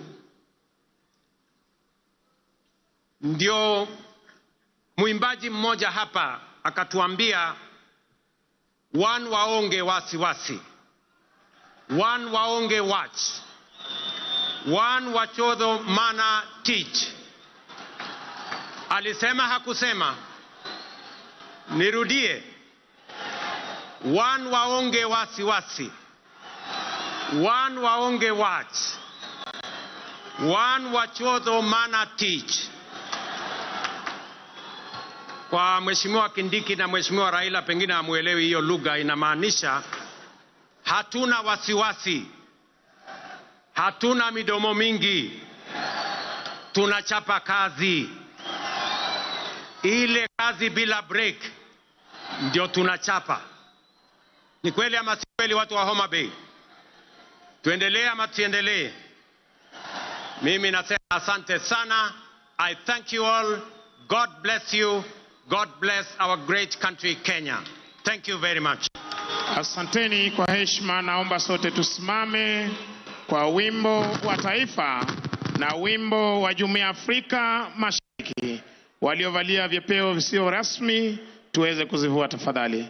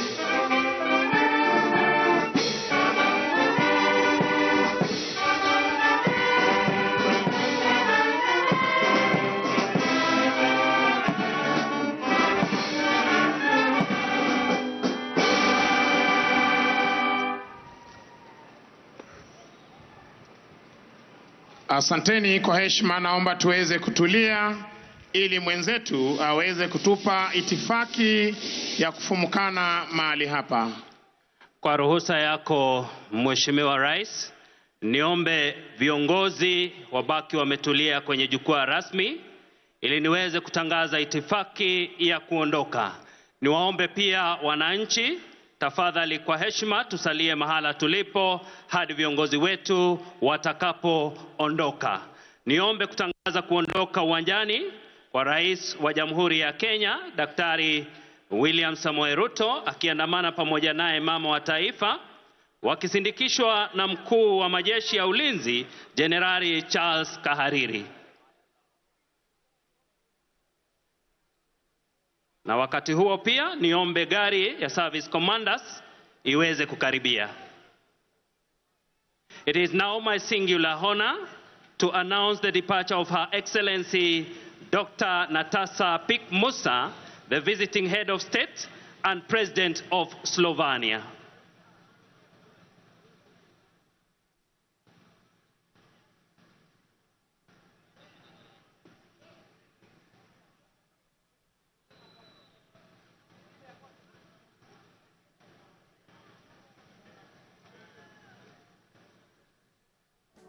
Nafasi hii ataondoka naibu rais Profesa Kithure Kindiki akiandamana pamoja naye Daktari Joyce Kindiki.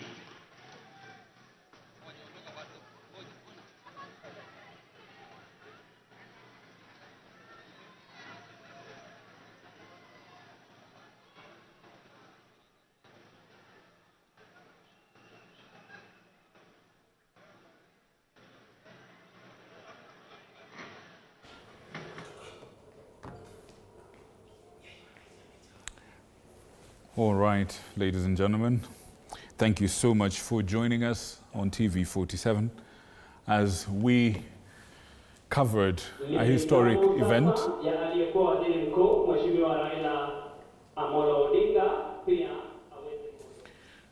This is the first time an event of this magnitude was happening in Homa Bay County. We thank you so much for choosing us to inform you this afternoon.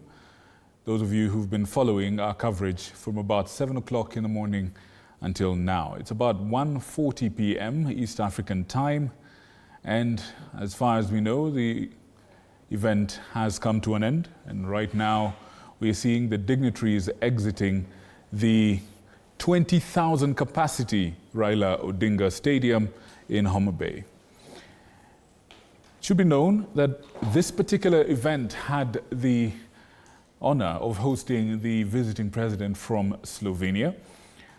As a guest of the state, we were able to see the Right Honorable Raila Odinga in his home turf, as well as the host governor, that is Gladys Wanga, and a host of local and international leaders as well.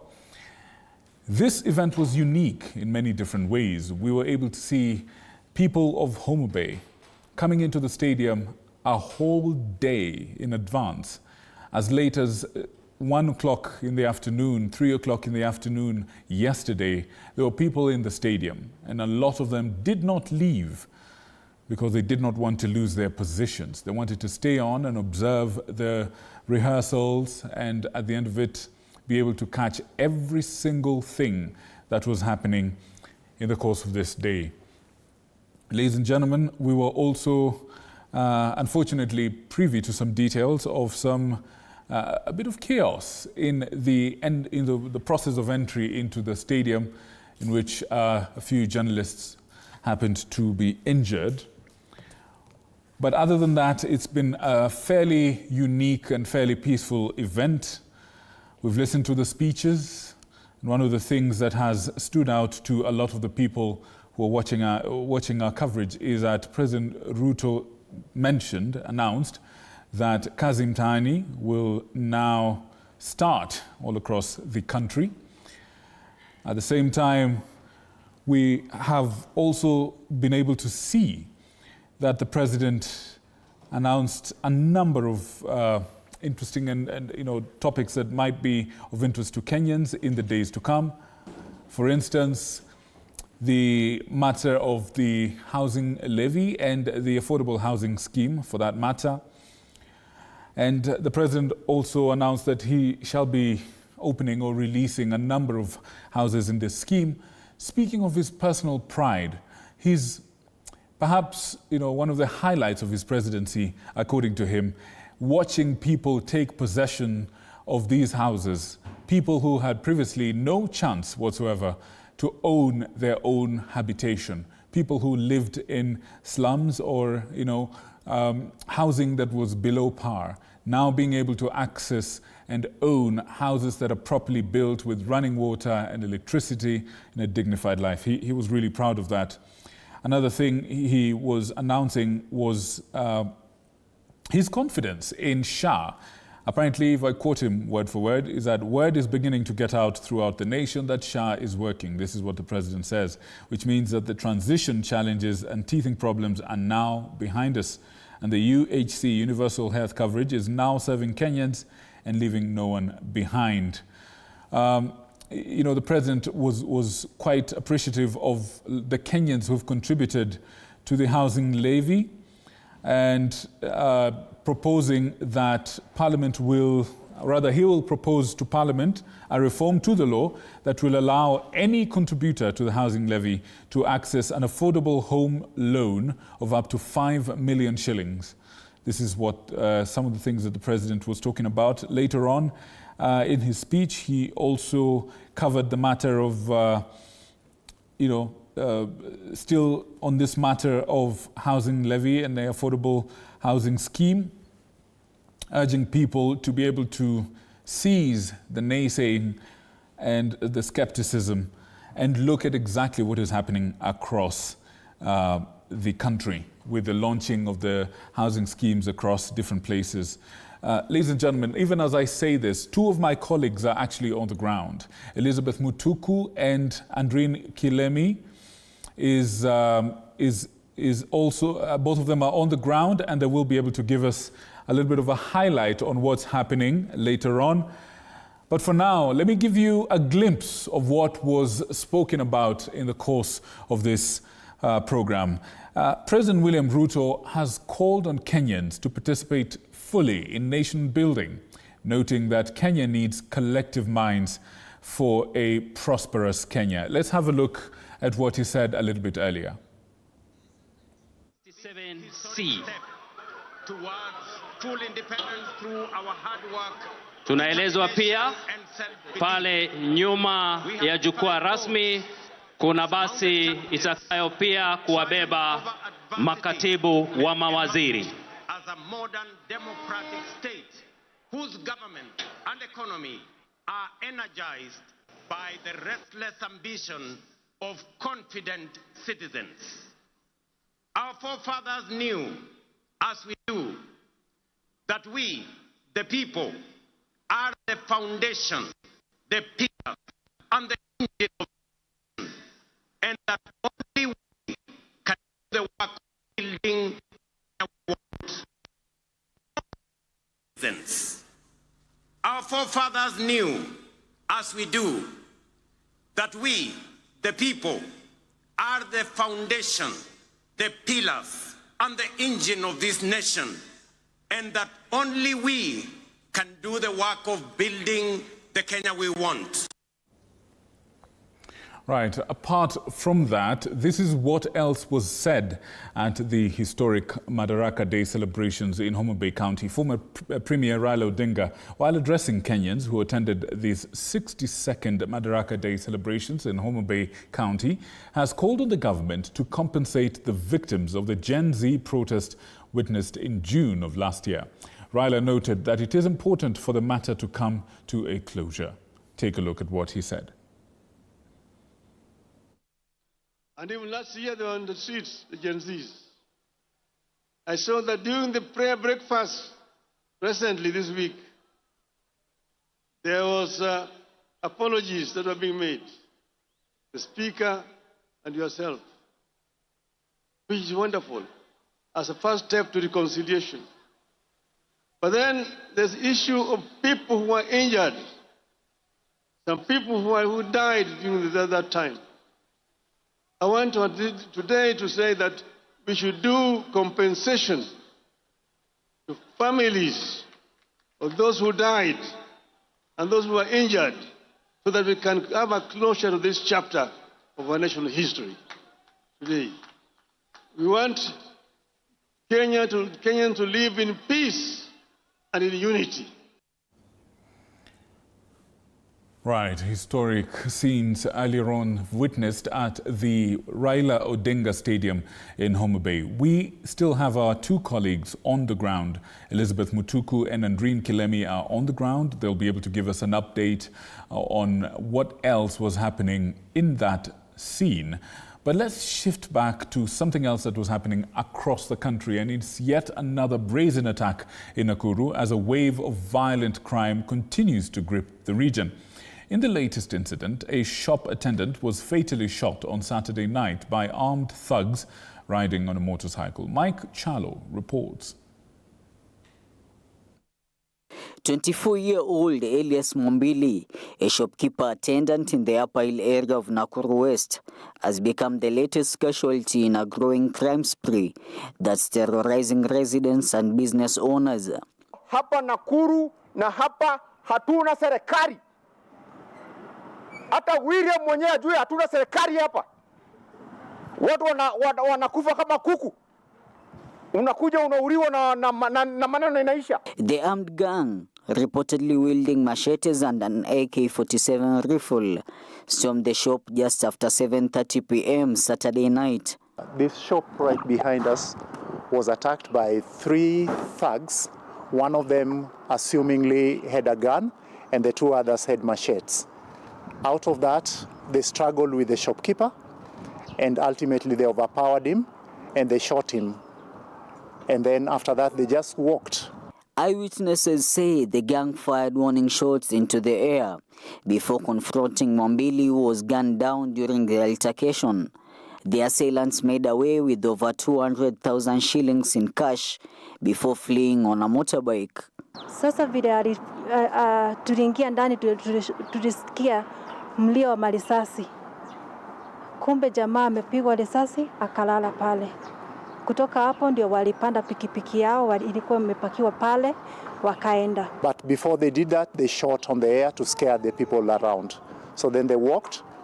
A 4th person was waiting for them with a motorcycle and left. In a separate incident on Friday night, 40-year-old Jackson Maina, an M-Pesa attendant in Mwariki, Nakuru West sub-county, was shot and seriously injured by 6 armed robbers around 7:20 p.m. and made away with 100,000 shillings, as Maina is currently receiving treatment for gunshot wounds at Nakuru Level 5 Hospital. Mmoja akakuja katoa panga kagonga hiyo fence ya gas, ndio venye aliona kabisa wako serious, akawaambia goje wacheni nitoke. Akatoka kutoka wakamshambulia na mapanga, wakakuwa wanataka kumuua. The surge in violent robberies has sparked fear among residents and prompted calls for urgent intervention by security agencies.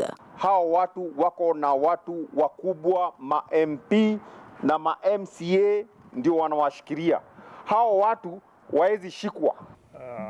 Kama officers tumeanza uchunguzi na saa hizi iko katika hali ya juu, kwa sababu tayari ile maganda ya risasi ambayo tumepata ya AK-47 tumeipeleka ballistic.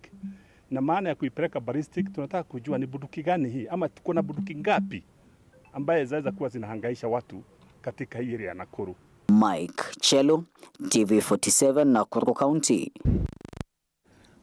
All right, thank you, Mike Chalo. Now, we continue with our coverage of the 2025 62nd Madaraka Day celebrations, which were happening in Homa Bay County.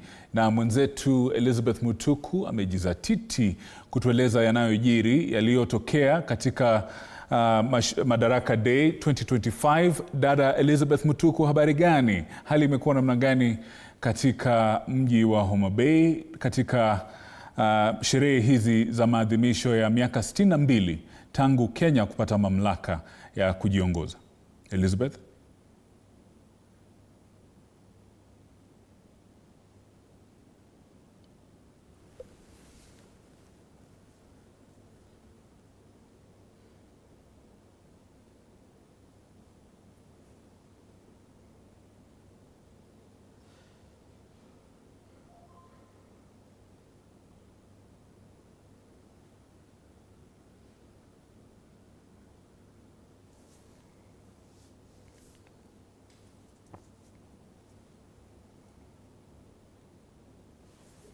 sherehe ambazo zimekamilika katika uwanja huu wa Raila Odinga katika kaunti ya Homa Bay, kaunti ya 043, ambapo sherehe hizi zimefanyika kwa njia ya mbwembwe tu baada ya mtafaruku wa asubuhi ambao tulishuhudia mambo mengi kama alivyosema mwanahabari wetu Andrin Kilemiri kwamba haya yote yalikuwepo, lakini maafisa wa usalama waliweza kudumisha usalama baadaye licha ya baadhi ya wanahabari wetu kuumizwa. Lakini la mno ambalo limejitokeza katika sherehe hizi ni kwamba zimesherehekewa wakati ambapo kuna broad based ama ile serikali ya ushirikiano na hawa viongozi kwa pamoja wakiingia katika ukumbi huu wa Raila Odinga. Tofauti na ilivyokuwa katika sherehe za awali ni kwamba mwaka huu tumeona wote kwa pamoja wakizungumza, na Raila Odinga kuna yale ambayo amezungumzia, lakini la mno ambalo Kilemi umeona ni kama yepi? Bila shaka lile ambalo limejitokeza zaidi ni kuhusiana na ujumbe wa amani na utangamano kunradhi, na ambao umejitokeza katika hotuba zote, kuanzia hotuba ya Raila Odinga, vile vile hotuba ya naibu wa rais Profesa Kithure Kindiki, na vile vile hotuba yake Rais William Ruto. Ujumbe ukawa ni mmoja kwamba Kenya inastahili kuungana na kuwa na utangamano ili tuweze kusonga mbele hata baada ya zaidi ya miongo 6 ya kujitawala. Kingine ambacho kimejitokeza pia ni kuhusiana na swala zima la miradi ambayo inaendelezwa na serikali ya Kenya Kwanza, Rais William Ruto akionekana pale kujipigia debe, na hususan kutokana na ule mfumo wake wa bottom up, na akitaja kwamba kuna vitu au miradi ambayo ilianzishwa kama vile miradi ya afya NHIF, ambapo sasa tumeingia katika mfumo wa afya wa SHA, akitaja pia kwamba katika sekta ya elimu serikali imeweza kuhakikisha kwamba ongezeko la idadi la walimu ambao wanaajiriwa kila mwaka imeongezeka hadi kufikia sasa takriban walimu 76, na vile vile serikali ikitarajiwa kuwaajiri wengine hata 24,000 ifikiapo mwezi Januari. Na pia katika tukiangazia hayo pia ya miradi ni kwamba pia Rais William Ruto amepigia upatu mradi wa affordable housing ama mradi wa nyumba za bei nafuu kwa wale, akitaja baadhi ya wale ambao walimiliki nyumba kutokana na uzinduzi ambao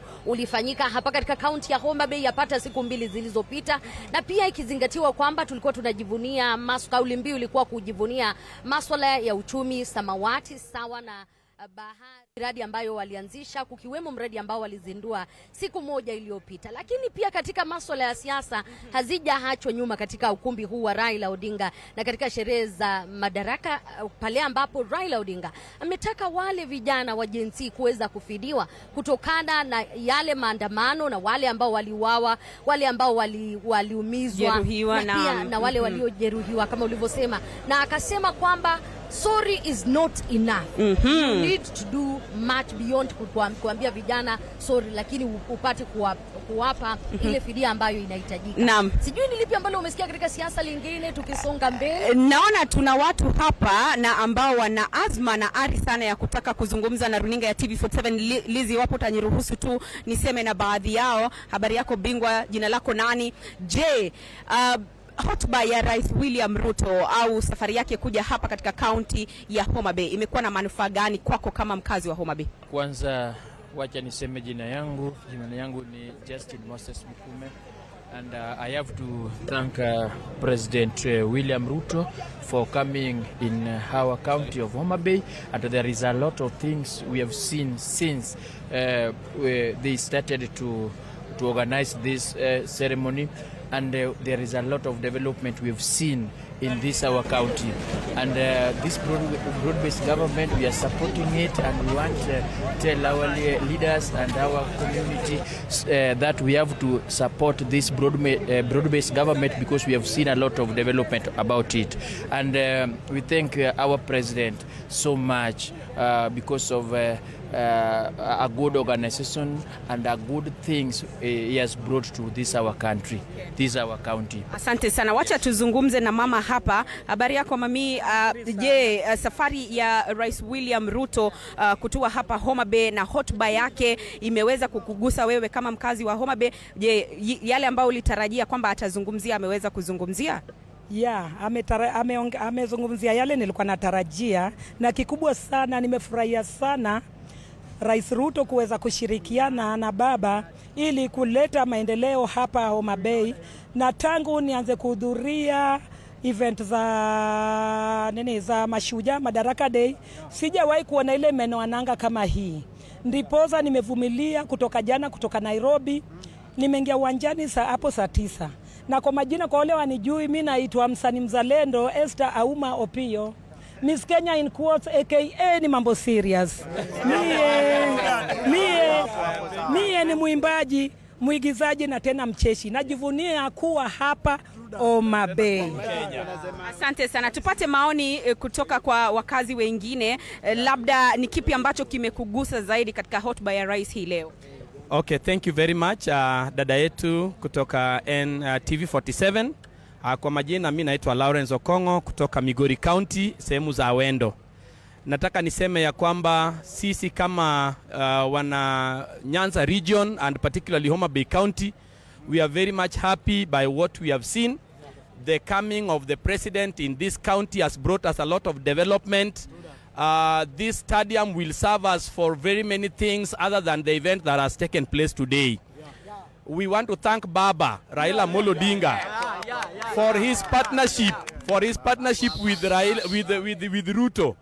This event of Madaraka Day has never been devolved, but because of Raila Amolo Odinga, we have seen the Madaraka Day being brought back to the counties.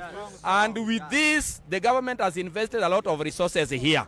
So we want to thank the government of Kenya, we want to thank Baba Raila Amolo Odinga to endelea to devolve these functions so that the people may also see the benefit of these functions. Otherwise, thank you very much. Asante sana. Tupate kusikia kutoka kwa mmoja wa vijana hapa. Sijui kama wewe ni Gen Z? Yeah, mimi ni Gen Z. I'm a very happy lot representing Homa Bay. And on this special occasion, we celebrate the Right Honorable President for coming to Homa Bay. Umesikia yale yote Mr. President amesema. He has also empowered the youth through the initiative that has been implemented here in Homa Bay. Umeona sisi kama wasanii, we've been neglected for a very long time.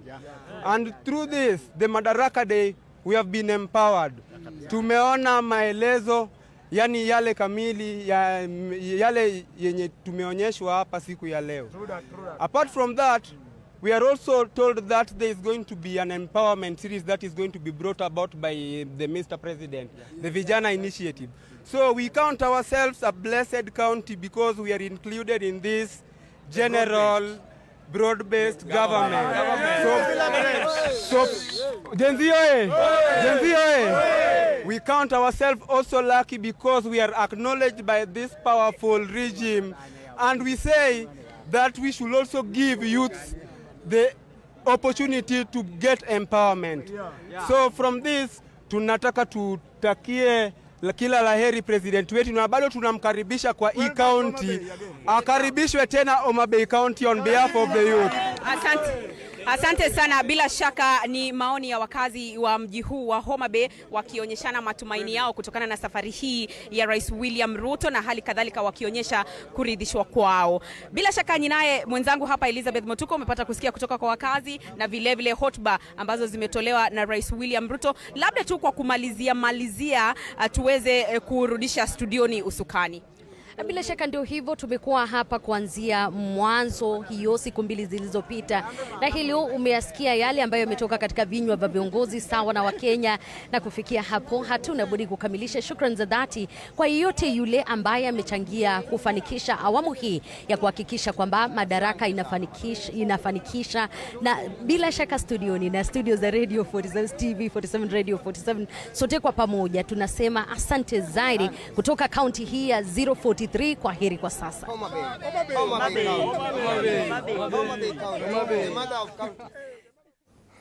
Asante sana Elizabeth Mutuku kwa habari hiyo, na tunashukuru sana kwa kazi yenu kule Homa Bay pamoja na kikosi kizima cha TV47 kilichosafiri hadi Homa Bay. Tunashukuru sana.